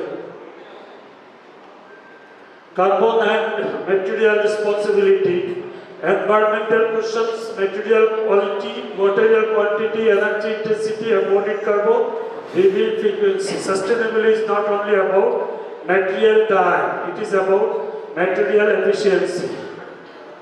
আমরা যারা ডেভেলপ করি বিল্ডিং, তাদের পার্সপেক্টিভে যদি আমরা দেখি, অপশন এ হচ্ছে low initial cost, high maintenance. Low initial cost হলে আমার মেনটেনেন্সটা হাই লাগবে, high repair frequency, higher 50 years cost. আর যদি আমি অপশন বিতে যাই, moderate initial cost, lower maintenance, lower service life and lower 50 years, which option projects long term value. Sustainability is architectural integrity. এটা আমার কথা না, এটা ওয়ার্ল্ড ওয়াইড এই কনসেপ্টটা আছে। একজন আর্কিটেক্টের এটা দায়িত্ব যে তার যে একটা বিল্ডিং, আমরা বলি যে আর্কিটেক্টের বেবি, এটা এখন আর্কিটেক্টের বেবি সে 80 বছর পর্যন্ত বেঁচে থাকবে না 40 বছর পর্যন্ত বেঁচে থাকবে, এটা নার্সিংয়ের উপরে নির্ভর করবে। সেখানে sustainability is architectural integrity. So আমি যদি সাস্টেনেবিলিটি বিবেচনায় না রাখি, তাহলে এটা আমার কথা না, এটা একটা কোটেশন। তারা কোটেশন মিন করছে যে আমি যদি অ্যাজ আর্কিটেক্ট সাস্টেনেবিলিটিটাকে বিবেচনায় না রাখি, তাহলে আমার ইন্টিগ্রিটিতে গিয়ে এটা হিট করবে। Not a trend, a design responsibility. The cheapest building today may be the most expensive building tomorrow. আমাদের গ্রামের, আমি তো রুরাল হাউজিং নিয়ে বেশি কাজ করি। ওই যে যেমন স্বাধীনতার পর থেকেই একটা গভর্নমেন্ট স্লোগান হচ্ছে হাউজিং ফর অল। এই পলিসিতে গভর্নমেন্ট কাজ করে। 97-এ আশ্রয় প্রকল্প করলো, 2008-9-তে গিয়ে কোনো এক মিডিয়া লোকজন সার্ভে করে দেখলো 97 থেকে যে টিনের বাড়িগুলো দিচ্ছে 10 বছর পরে গিয়ে একটা বাড়িও দেয়। তাহলে আমি হাউজিং ফর অল আমি কিভাবে করব? আমি 5 লাখ লোককে বাড়ি দিলাম, 10 বছর পরে সে 5 লাখ আবার গৃহহীন হয়ে গেল। এটা থেকে আমি যখন HBRC শুরু করি, আমার মাথায় আসলো যে এই ফিলোসফিতে হাউজিং ফর অল অ্যাচিভ করা যাবে না। তখন আমি এটার সাথে আমার স্লোগান হচ্ছে সাস্টেনেবল হাউজিং ফর অল। আমি যদি যাকে বাড়ি দিব তাকে যদি একটা সাস্টেনেবল বাড়ি দেই, এটা সে তাহলে এই পলিসিতে সবাইকে বাড়ি দেওয়া সম্ভব। ম্যাটেরিয়াল ল্যাঙ্গুয়েজ, আমরা বলি যে ম্যাটেরিয়ালটা হচ্ছে আর্কিটেক্টের ভাষা, ল্যাঙ্গুয়েজ। মানে একজন ম্যাটেরিয়াল ইউজ করা নিয়ে, আমি আর্কিটেক্টকে চিনি না, এই বিল্ডিং এর কে আর্কিটেক্ট আমি জানি না, কিন্তু কোন ম্যাটেরিয়াল ইউজ করছে এটা দিয়ে কিন্তু আমরা বলে ফেলতে পারি এটা কি রফিক আজমের ডিজাইন, না এটা পলাশের ডিজাইন, না এটা কি বলে সাইদের ডিজাইন। এটা আমরা ওই যে এটা আসলে ঠিক যে আমরা বিশ্বাস করি এটা যে ম্যাটেরিয়াল, এটা হচ্ছে মানে আর্কিটেক্টের ল্যাঙ্গুয়েজ হচ্ছে material. Material defines texture, light interaction, shadow depth, thermal comfort, cultural memory. এগুলো আমার চেয়ে আপনারা ভালো জানেন যারা আর্কিটেক্ট আছেন, আমি এগুলো নিয়ে সময় দেব না। Lightweight and composite system enables thin curves, floating facade, curvature expression, hybrid material, lightness expands freedom, performance enables expression, lightness enables freedom, context defines beauty. Functionality improves efficiency. আমার যে 5টা পিলারের কথা আলাপ করলাম তার মধ্যে 1 নাম্বার ছিল ফাংশনালিটি। আমরা বলছি যে ফাংশনালিটি ইমপ্রুভস এফিসিয়েন্সি। 2 নাম্বার ছিল ক্লাইমেট পারফরম্যান্স প্রোটেক্টস ডিউরেবিলিটি। তারপরে integration এনাবেলস practicality, life cycle thinking builds responsibility, and aesthetic gives meaning. When these 5 pillars align, alternative materials stop being alternative. Their alternative থাকে না, they become intelligent architecture. আমি যখন এই 5টা পিলারকে integrate করতে পারবো আমার ডিজাইনে, তখন আমার আর এটা এই অল্টারনেটিভ ম্যাটেরিয়াল হিসাবে আর এটাকে আমি দেখব না, আমি এটাকে একটা ইন্টেলিজেন্ট আর্কিটেকচার হিসাবে এটাকে ট্রিট করতে পারি। এবার এই যে এইচবিআরসি যে আমার প্রতিষ্ঠান, আমাদের এইচবিআরসি কিছু ইনোভেশনস, এটা যদি আমি এইচবিআরসি হচ্ছে, এটা আমি সরকারি অফিস থেকে রিটায়ার করার পরে আমি চেষ্টা করে আমার 5 বছরে একটা জিরো থেকে একটা পর্যায়ে নিয়ে আসছে। এবং ওখানে আমি কেন গেলাম, ওখানে আমি গেলাম সংসদীয় কমিটিতে 2012-তে সংসদীয় কমিটিতে সিদ্ধান্ত হয় যে এইচবিআরসি অকার্যকর, এটাকে অ্যাবলিশ করে দেবে, এটা রাখবে না। তারপরে একজন ইঞ্জিনিয়ার, ওই এমপি দিনাজপুরে বাড়ি, উনি বললেন যে এটা একদম অ্যাবলিশ করে দিবে। তো বলে যে আমরা সরকার কত লস দিবে, এটা মানে শ্বেতহস্তি হয়ে গেছে, এটা রাখা যাবে। তখন উনি বললেন যে ঠিক আছে, একটা লাস্ট আমরা দেখি। আর্মির এক ব্রিগেডিয়ারের নাম প্রস্তাব দিলেন, ব্রিগেডিয়ার কামাল। উনি হলেন ওই জাস্ট 2 বছর শেষ করছে কেডিএ থেকে, কেডিএর চেয়ারম্যান ছিলেন। ওনার নাম প্রস্তাব দিয়ে বললেন ওনাকে একটু এইচবিআরআই ডিজি করে দেখি উনি এটাকে উঠাতে পারে কিনা।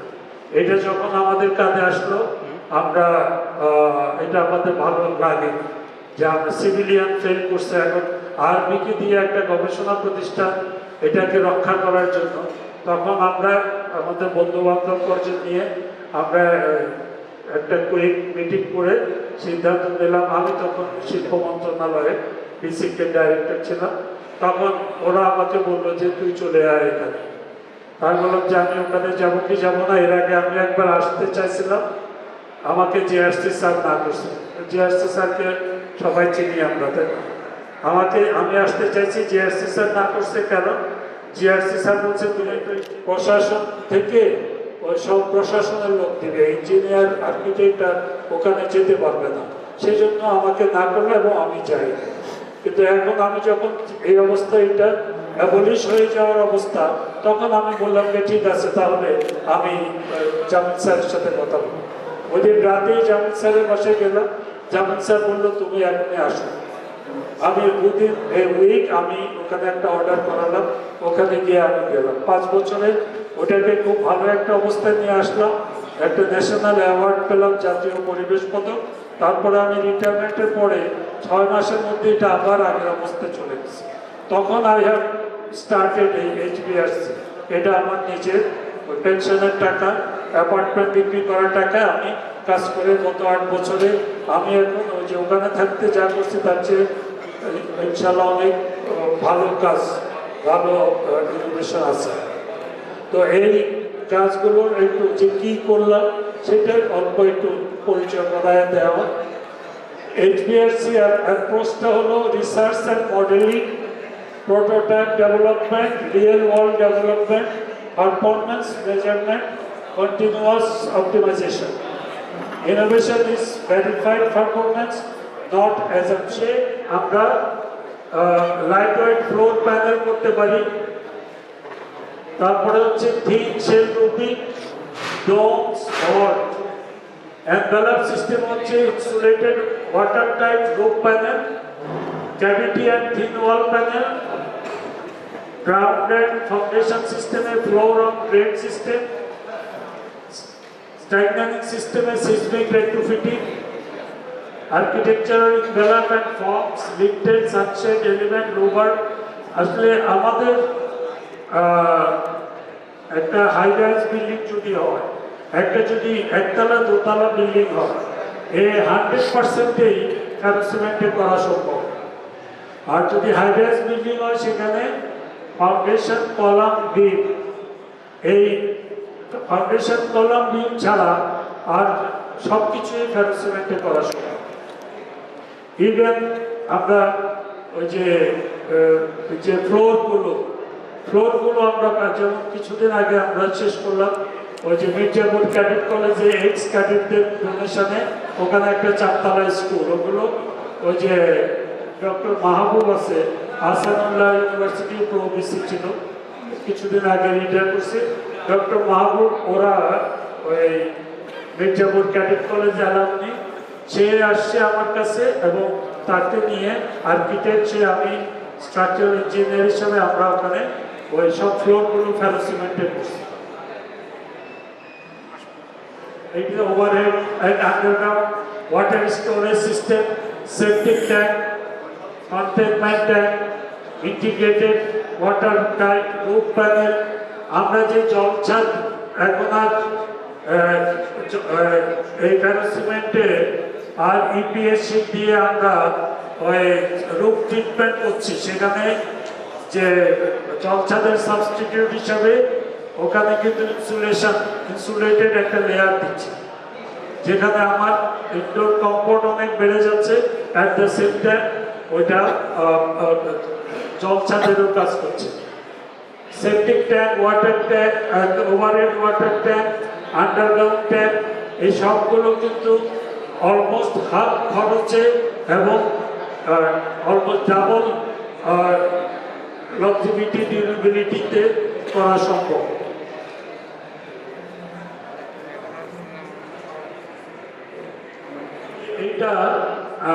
এটা হচ্ছে যে আমরা ওই মানে একটা ওয়ালে এটা দিয়ে আমরা ওয়াল করছি। এখন এটা কিছুই না, এটা হচ্ছে আমার যদি এখানে একটা ওয়াল আমি দিতে চাই, আমি এখানে প্রথমে ওই যে ইপিএস শীট, যেটা আমি ইপিএস শীটটা এখানে বসাবো। ইপিএস শীট বসায় আমরা ওই যে ছাদে ড্রিল করে এপক্সি দিয়ে ওখান থেকে চিকন যে কিছু রড একটা ওয়াল হয়ে যাচ্ছে। এই ওয়াল প্যানেলটা আমরা ইউজ করি। এটা এগুলো খুব এক্সপার্ট লোক ছাড়া এগুলো আমরা করতে পারছি না, সুতরাং এটাকে আমরা কাস্টিং সিটও করছি। ইভেন চিটাগাঙে এমপি সাহেবের চারতলা বিল্ডিংয়ের 100% ওয়ালগুলো এটা করে দিচ্ছে। ইটের দেয়ালের বদলে আমার যখন একটা হলো ব্লক দিয়ে একটা দেয়াল করি, তখন আমার প্রায় 40% ওয়েট কমে যায় ইটের দেয়ালের বদলে হলো ব্লক দিয়ে করি। আর আমি যদি এই স্যান্ডউইচ প্যানেল ওয়াল করি, তাহলে 70% লোড কমানো সম্ভব। 70% লোড আমার কমে যাচ্ছে এবং এইটার ইনসুলেশন প্রপার্টি ভেরি হাই। আমি যদি এক্সটার্নাল আউটার ওয়ালে আমি এই স্যান্ডউইচ প্যানেল ওয়ালটা যদি আমি করি, আমার টেম্পারেচারের ভেরিয়েশন বাহিরের সাথে ভিতরে অনেক বেড়ে যাবে।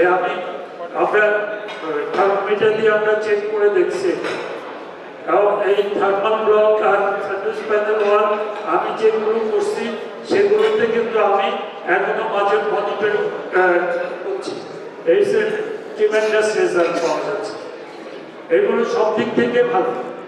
এটাতে কার্বন এমিশন কম, এটাতে বিল্ডিং মাসটা কমে যাচ্ছে, তারপরে হচ্ছে এটাতে ইনসুলেশন প্রপার্টি ইউ ভ্যালু অনেক কমে যাচ্ছে।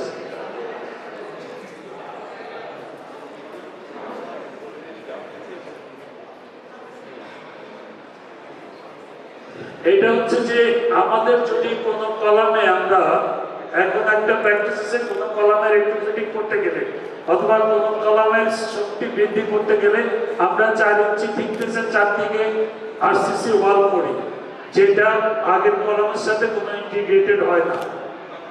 এইটা এই কলামটাকে ওর ভিতরে যে রেক্টেঙ্গুলার কলামটাকে ওভাল শেপ করে বাইরে ওই যে ফেরোসিমেন্টের যেটা বললাম, ফেরোসিমেন্টের লাইনিং দিয়ে রেট্রোফিটিং করে ওই যে পলিমার মডিফাইড মর্টার দিয়ে যখন 5 মিলিমিটার দিচ্ছি, এগুলো ওই যে বিশেষ করে চিটাগাং বা আদার কোস্টাল এরিয়াতে এগুলোর লাইন ডাবল হয়ে যাবে। এইগুলোর ভিতরে কোনো সম্ভাবনা থাকবে না যে রডে পরিচয় পড়ার কোনো সুযোগ থাকবে না।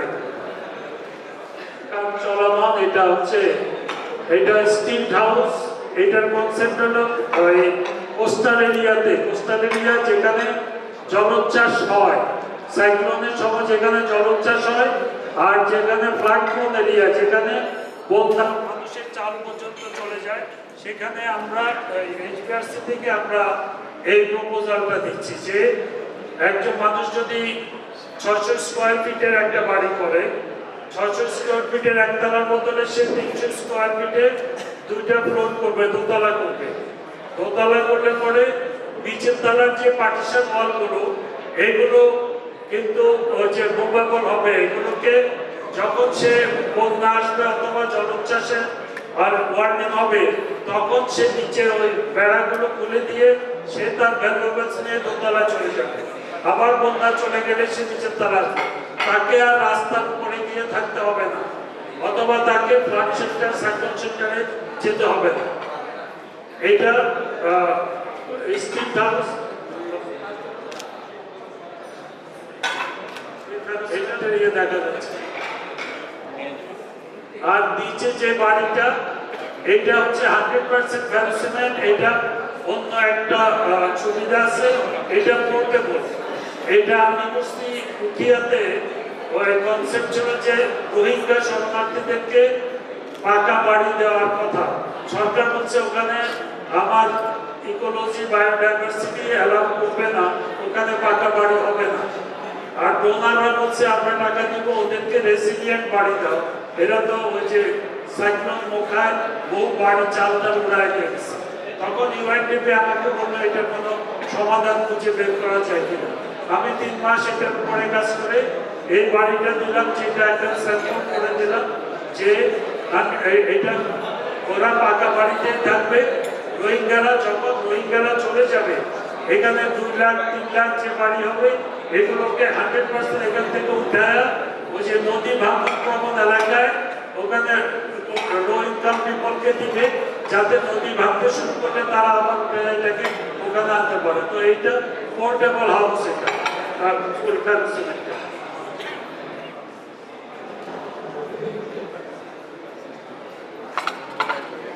যেটা বলছি context define architecture. Chattogram is not Dhaka. Chattogram coastal, humid, saline, wind exposed, seismically sensitive, vertically growing. Material must respond to climate to reach density. Smarter, not heavier. The architecture of the future will not be heavier, it will be smarter. What smart means? Smart means reduce unnecessary mass, improve thermal performance, better moisture control, lower life cycle cost, integrated service, hybrid material strategy. The core message is the right material in the right context delivers the right performance. That is the core message. We are not here to replace tradition, we are here to evolve it. And evolution begins with performance.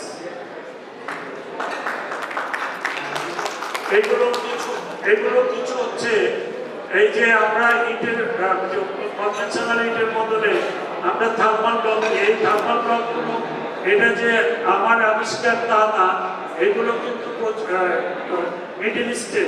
Middle ইস্টের বাড়িগুলোতে normally বাইরের ওয়ালে ওরা এই thermal ব্লকটা দেয়, আর ভিতরের ওয়ালে ওরা ওই যে ঘন ব্লকটাও দেয়। কিন্তু ইনসুলেশন পয়েন্ট অফ ভিউ থেকে এগুলো বাইরের ওয়ালে ওরা ইউজ করে। এটা সব গভর্নমেন্ট দেশগুলোতে এগুলো ব্যবহার করে। এটা আমি এখানে যেগুলো আমি আজকে থেকে 8-10 বছর আগে যে অ্যাপার্টমেন্ট করছি, আমি এখন প্রতি বছর গিয়ে রিপোর্ট করে দেখি যে অন্য অ্যাপার্টমেন্টের তুলনায় এগুলো অনেক কম থাকে।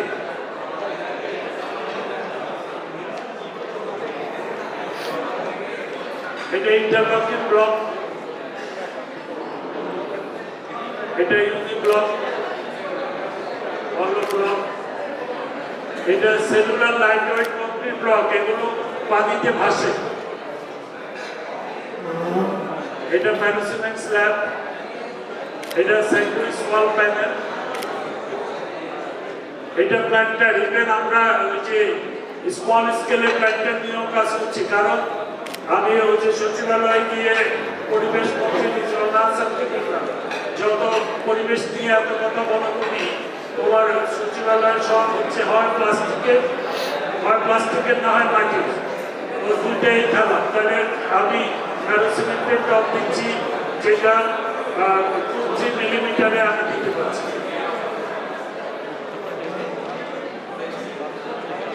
এবং এইটার লাইট কনসিউমিটি অনেক বেশি।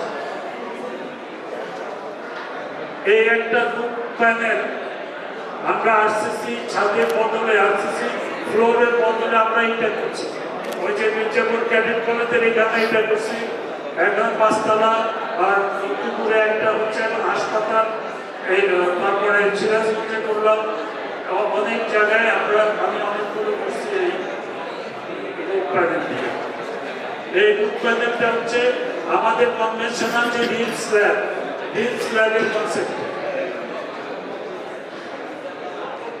করে আমরা ট্রেন দিয়ে উঠাচ্ছি, আর যেখানে ট্রেন নাই 5 তলায় একটা বাড়িতে ম্যানুয়ালি উঠেছে, এবং এইগুলোতে খরচ অনেক কমে যায়। এই যে লাইট ওয়েট ওজন কমার জন্য কনভেনশনাল বাড়ি থেকে অনেক খরচ কম এবং লাইফ লংজিভিটি অনেক বেশি।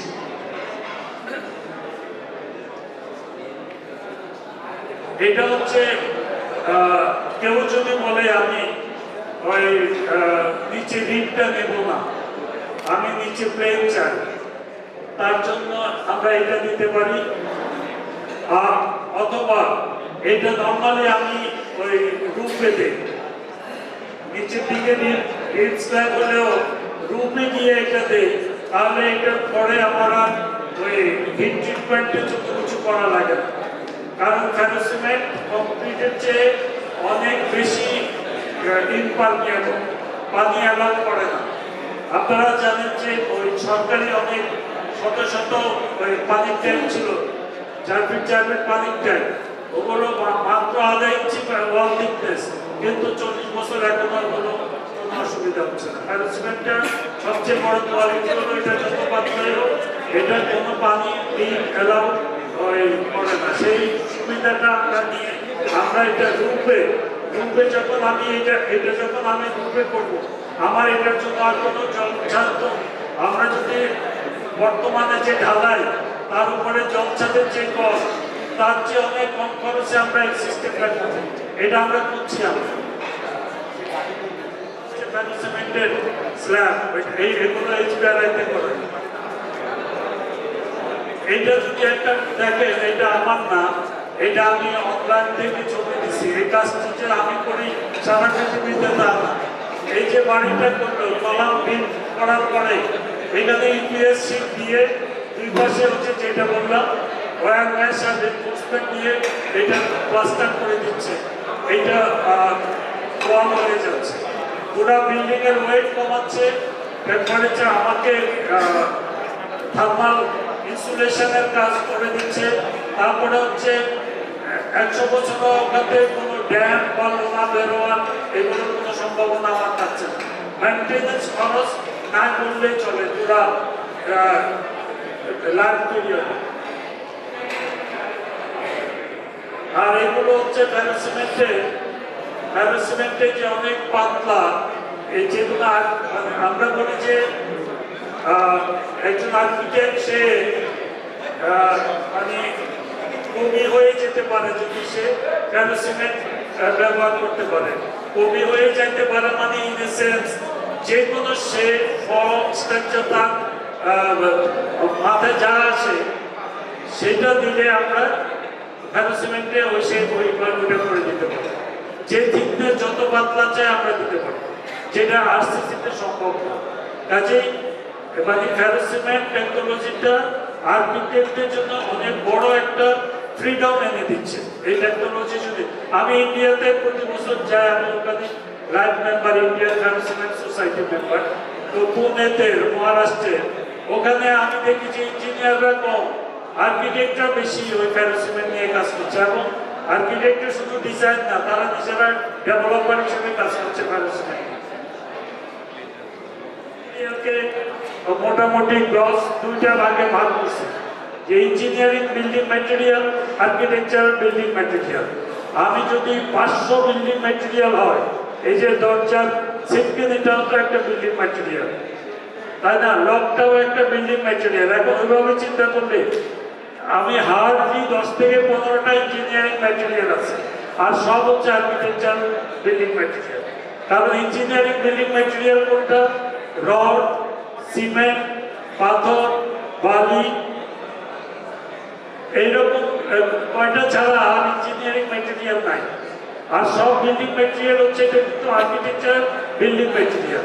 কাজেই এই বিল্ডিং ম্যাটেরিয়ালে যদি কোনো রিভলিউশনারি চেঞ্জ নিয়ে আসতে হয়, এটা যদি ইমপ্রুভমেন্ট, এটা মাত্র আর্কিটেক্টে পড়ে, এটা ইঞ্জিনিয়ারে এখানে কিছু তেমন কিছু করার নাই।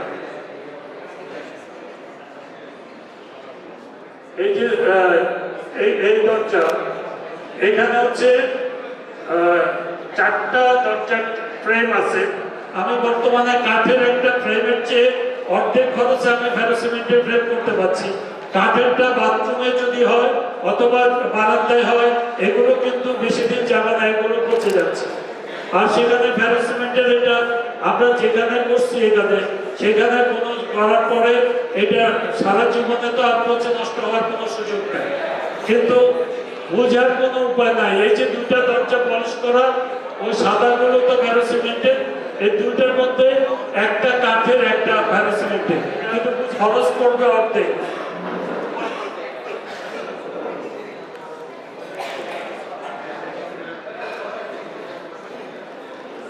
ফেরোসিমেন্টের নানাবিধ ব্যবহার এখানে, ইভেন ওই যে পুকুরের পাড় ভেঙে যাওয়া, পাইলিং করা, এগুলো সব ফেরোসিমেন্টের। কম্পাউন্ড ওয়াল, বাউন্ডারি ওয়াল, এগুলো আমরা ফেরোসিমেন্টের।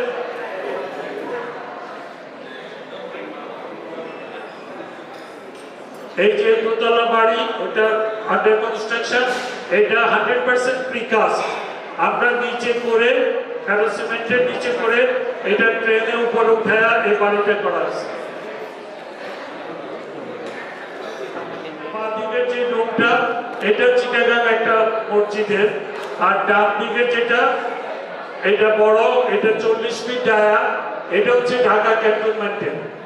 এই বড় রুমটার একটা কাহিনী আছে, সেটা হলো এটা ওই যে বেগম খালেদা জিয়া যে মঞ্জুর রোডে থাকতেন, সেই ওনাদের বাড়ি ভেঙে পড়ে অ্যাপার্টমেন্ট করা হলো, ওই ইয়েতে বিডিআরে যারা মারা গেছে তাদেরকে অ্যাপার্টমেন্ট দিচ্ছে তাদের ফ্যামিলিতে। সেখানে রাস্তার পাশে একটা মসজিদ করছে 5তলা। সেই মসজিদ যখন শেষ করলো, তখন আর্মি চিফ যে উনি বলে আমি এই মসজিদ নিব না, এটা মসজিদের ক্যারেক্টার না, এটাকে অফিস বিল্ডিং এর মতো মনে হচ্ছে, তা কি করতে হবে?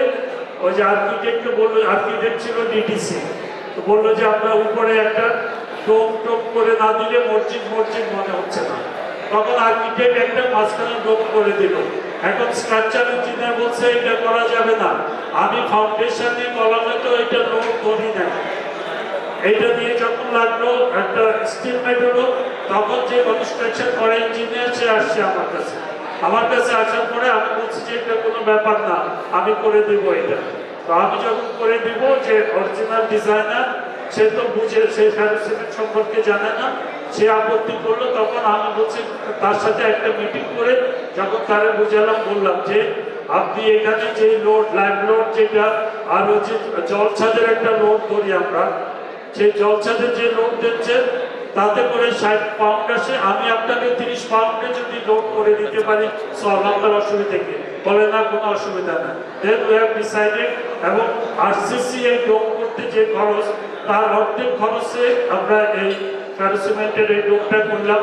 এবং এইটা ওই আরসিসি, তো ওই যে বললাম আরসিসি ডোম টোম, এই যে অর্গানিক শেপ কিন্তু আরসিসিতে করা যায় না, মানে অনেক অনেক টাকা ওই যে শাটারিং খরচ চলে আসে, এটাতে কোনো শাটারিং লাগে না। সেকেন্ড হলো ওই যে স্লোপের মধ্যে, আমরা ইঞ্জিনিয়ার আর্কিটেক্টরা তো বুঝি, একটা জিনিস যখন এরকম স্লোপে থাকে, ওখানে কংক্রিট তো কনভেকশন কম্প্যাকশন করা যায় না। ওখানে কংক্রিট যদি আমি কম্প্যাকশন না করি তাহলে এই কংক্রিট তো পোরাস কংক্রিট হবে এবং এটা লাইফ লংজিভিটি 10 বছর 20 বছর রয়েছে। ক্যান্টনমেন্টের যে বড় মসজিদটা ওর ছাদে যে ডোম ওটা সব বিভিন্ন জায়গায় শুধু ফাটতেছে আর রিপেয়ার করতেছে ফাটতেছে। আর সিমেন্টের এটা অ্যাবসলিউটলি এটা কোনোদিন এই সমস্যাটা হবে না, কারণ এটাতে ওই লুজ কোনো ইয়ে নাই, অর্ডার নাই। এই যে দরজা চৌকাঠ এবং পাল্লাও আমরা ট্রাই করছি সিমেন্টের। এই যে হলো বিম, এগুলো একটা বিম ওজন ওই যে নিচে করে ভিতরে হলো একটা বিম করে আমরা জাস্ট উপরে উঠে দিচ্ছি। এতে ম্যাটেরিয়াল অনেক কম লাগতেছে এবং খরচও অনেক কমে যাচ্ছে আর quality of the construction 100% ensure করা যাচ্ছে। এটা পোর্চের একটা পাতলা চেনের পোর্চ, গাড়ি বারান্দা, এটা পিডব্লিউডির একটা বিল্ডিং এ সিলেটে করলাম এটা। Thank you all. এবং জাস্ট একদিনের ট্রেনিং এ যে কেউ বানাতে পারে, একদিনের ট্রেনিং এ যে কেউ এই কাজটা বানাতে পারবে। Thank you all. এতটা কালারফুল হলো তাদের প্রতি কৃতজ্ঞতা, সেটা হচ্ছে বরাবরের মতোই সুইস। ধন্যবাদ সুইসকে। আমি এই পর্যায়ে আমাদের 12তম কমিটির চেয়ারম্যান ফজল ইমরান রানা ভাই এবং কমিটি মেম্বার যারা আছেন প্লিজ একটু স্টেজে আসার জন্য অনুরোধ জানাবো। আমরা আমাদের পক্ষ থেকে স্যারের প্রতি একটা ছোট্ট সম্মাননা স্মারক জানিয়ে যে কৃতজ্ঞতা জানাবো। যেমন ফজল ইমরান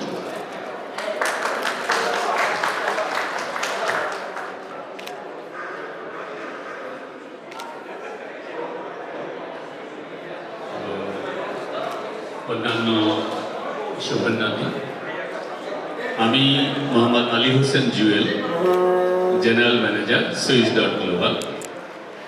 আমরা গতবারের মতো এবারও আইএবি চট্টগ্রাম চ্যাপ্টারের সঙ্গে আমরা সহযোগী হতে পেরে আমরা নিজেদেরকে ধন্য মনে করছি এবং সকলকে আমরা ধন্যবাদ জানিয়ে আমরা ছোট্ট একটু প্রেজেন্টেশন সুইস আমাদের ব্র্যান্ড সম্বন্ধে, তার আগে কিছু কথা আমরা বলতে চাই। আমরা এই ব্র্যান্ডটিকে গ্লোবাল ব্র্যান্ড করার জন্য আমাদের একজন স্বপ্নদ্রষ্টা যিনি আমাদের মাঝে উপস্থিত আছেন, উনি সকলকে আন্তরিক মোবারকবাদ জানাবেন। আমাদের সুইস গ্রুপের ম্যানেজিং ডিরেক্টর এবং সুইস.গ্লোবালের সিইও জনাব ইসমাইল হোসাইন স্যার। স্যার আমাদের মাঝে আছেন, স্যার পরবর্তীতে আপনাদের সঙ্গে শুভেচ্ছা বিনিময় করবেন। আমাদের এই ব্র্যান্ডের জার্নিতে আমরা বাংলাদেশে আলহামদুলিল্লাহ 10 বছর পার করেছি এবং এই 10 বছরে আমরা সব ধরনের সেগমেন্টে আমরা developer, real estate, group of company, সমস্ত প্র্যাকটিসিং আর্কিটেক্ট এবং গভর্নমেন্ট এবং প্রাইভেট প্রজেক্টগুলিতে আমরা কাজ করেছি এবং এতে প্রায় মোর দেন 5000 প্রজেক্টে আমরা কাজ করেছি। তো আমরা আমাদের প্রজেক্টের পাশাপাশি আমরা যদি আমাদের ইউজার এবং আপনারা যারা ডিজাইনার, যারা ইউজারকে ডিকটেট করেন, তাদের জন্য সুইস ব্র্যান্ডে আমরা আমাদের ওয়েবসাইটটা আমরা কিভাবে ইন্টারেক্টিভ করেছি, এটা আমরা 3টি সেগমেন্টে করেছি। আমাদের ওয়েবসাইটে আপনারা যদি ব্রাউজ করেন, ইউজার সবার আগে ভেরি ট্রান্সপারেন্টলি ইউজার তার বাজেটটা করে নিতে পারবে।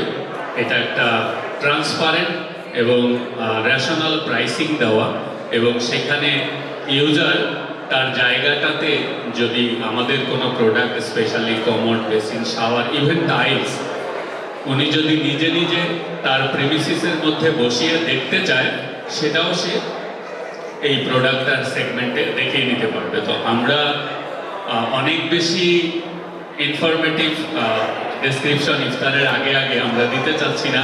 আমরা সকলের কাছে যেটা বলতে চাই যে www.switch.global এই ওয়েবসাইটটা ব্রাউজ করলে এন্ড ইউজার, আর্কিটেক্ট এবং আমরা যারা ইঞ্জিনিয়ার এবং অন্যান্য প্রফেশনে বিল্ডিং ম্যাটেরিয়াল নিয়ে আমরা যারা সলিউশন দিতে চাই, www.switch.global হবে অন্যতম একটি প্ল্যাটফর্ম।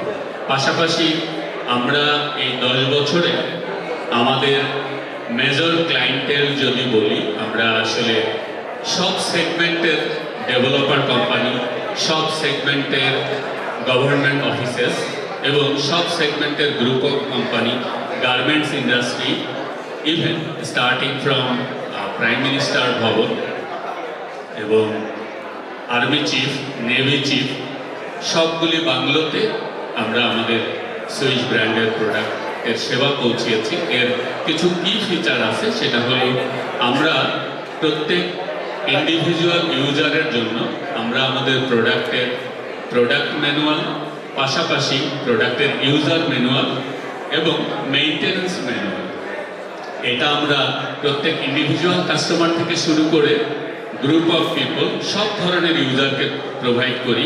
পাশাপাশি যখন যে প্রোডাক্টের যে ক্রেডেন্সিয়ালটা ওয়েবসাইটে ইন্ট্রোডিউস করা প্রয়োজন, সেটা আমরা ভিডিও আকারে আমাদের ওয়েবসাইটে রেখেছি। আর আর্কিটেক্টদের জন্য এখানে 3D মডেলিং ফাইল, আপনারা যে কোনো প্রোডাক্ট রেঞ্জের প্রাইস রেঞ্জ থেকে শুরু করে ফিচার্স রেঞ্জ সব কিছু আমাদের ওয়েবসাইটে দেওয়া আছে। 3D থেকে শুরু করে স্কেচআপ ফাইল সবগুলি আমরা ওয়েবসাইটে রেখেছি আপনাদের সহযোগী হওয়ার জন্য। তো আমি আমাদের প্রোডাক্টের একটি অল্প কিছু স্ন্যাপশটের একটি ভিডিও দিয়ে আমি আমার বক্তব্য শেষ করতে চাচ্ছি এবং আমি আমাদের সুইচ গ্রুপের সম্মানিত ম্যানেজিং ডিরেক্টর এবং switch.global-এর সিইও জনাব ইসমাইল হোসেন স্যারকে স্বাগত বক্তব্য দেওয়ার জন্য অনুরোধ করছি।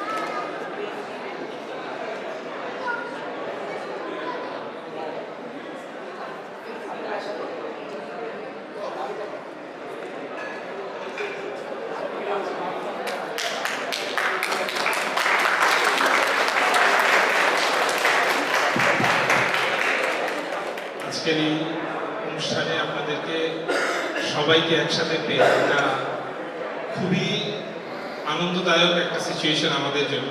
গত বছর আলহামদুলিল্লাহ এই প্রোগ্রামটাতে আমরা আসতে পেরেছি, সবাইকে এক ছাদের নিচে দেখার সুযোগ হয়েছে। বরাবরের মতো এবারও আমি অনেক কৃতজ্ঞ, এবারও সেই সুযোগটা আমাদেরকে করে দেওয়ার জন্য। ঢাকাতে আলহামদুলিল্লাহ আমরা গত 10 বছরে আমাদের সম্মানিত জিএম সাহেব বলে গিয়েছেন, আল্লাহর অশেষ মেহেরবানিতে আপনাদের ভালোবাসায় আমরা প্রচুর কাজ করার সুযোগ পেয়েছি। চিটাগংয়ে আমাদের ভেরি স্পেসিফিক যে স্বপ্নের জায়গাটা, আপনাদের যে একদম হৃদয়ের যে ডিজাইনগুলো, ওই ডিজাইনটাকে ফুটিয়ে তোলার জন্য যে প্রোডাক্টের ভ্যারিয়েশন, ওই জায়গাতে আমরা আপনাদের সাথে খুব অ্যালাইন হয়ে কাজ করতে চাই, যাতে করে আপনাদের সেই একদম শিশুর মতো করে যখন আপনারা ডিজাইনটা করেন, ওই জায়গাতে যেন আমরা কন্টিনিউয়াসলি নতুন নতুন প্রোডাক্ট দিয়ে, নতুন নতুন ইনোভেশন দিয়ে আমরা আপনাদের ক্লায়েন্টের সাথে থাকতে পারি। এবং আমরা আমাদের প্রতিটি প্রোডাক্টে এক্সট্রিমলি চেষ্টা করি যে কীভাবে আরও হেলথ কনসিয়াস থাকা যায়। আপনাদের এই জার্নিতে আমরা আশা করি যে আমরা আপনাদের পাশে থাকতে পারব। ইফতারের ঠিক আগ মুহূর্তে আমি আর কথা বাড়াবো না। সবাইকে অসংখ্য ধন্যবাদ, সবাইকে এক ছাদের নিচে পাওয়ার জন্য। এবং আমাদের শোরুমগুলোতে আপনাদের আমন্ত্রণ রইল, দয়া করে আসবেন, আমরা খুব খুশি হবো ইনশাআল্লাহ। অনেক অনেক ধন্যবাদ সবাই। আসসালামু আলাইকুম। জনাব ইসমাইল হোসেনকে আমাদের স্মৃতি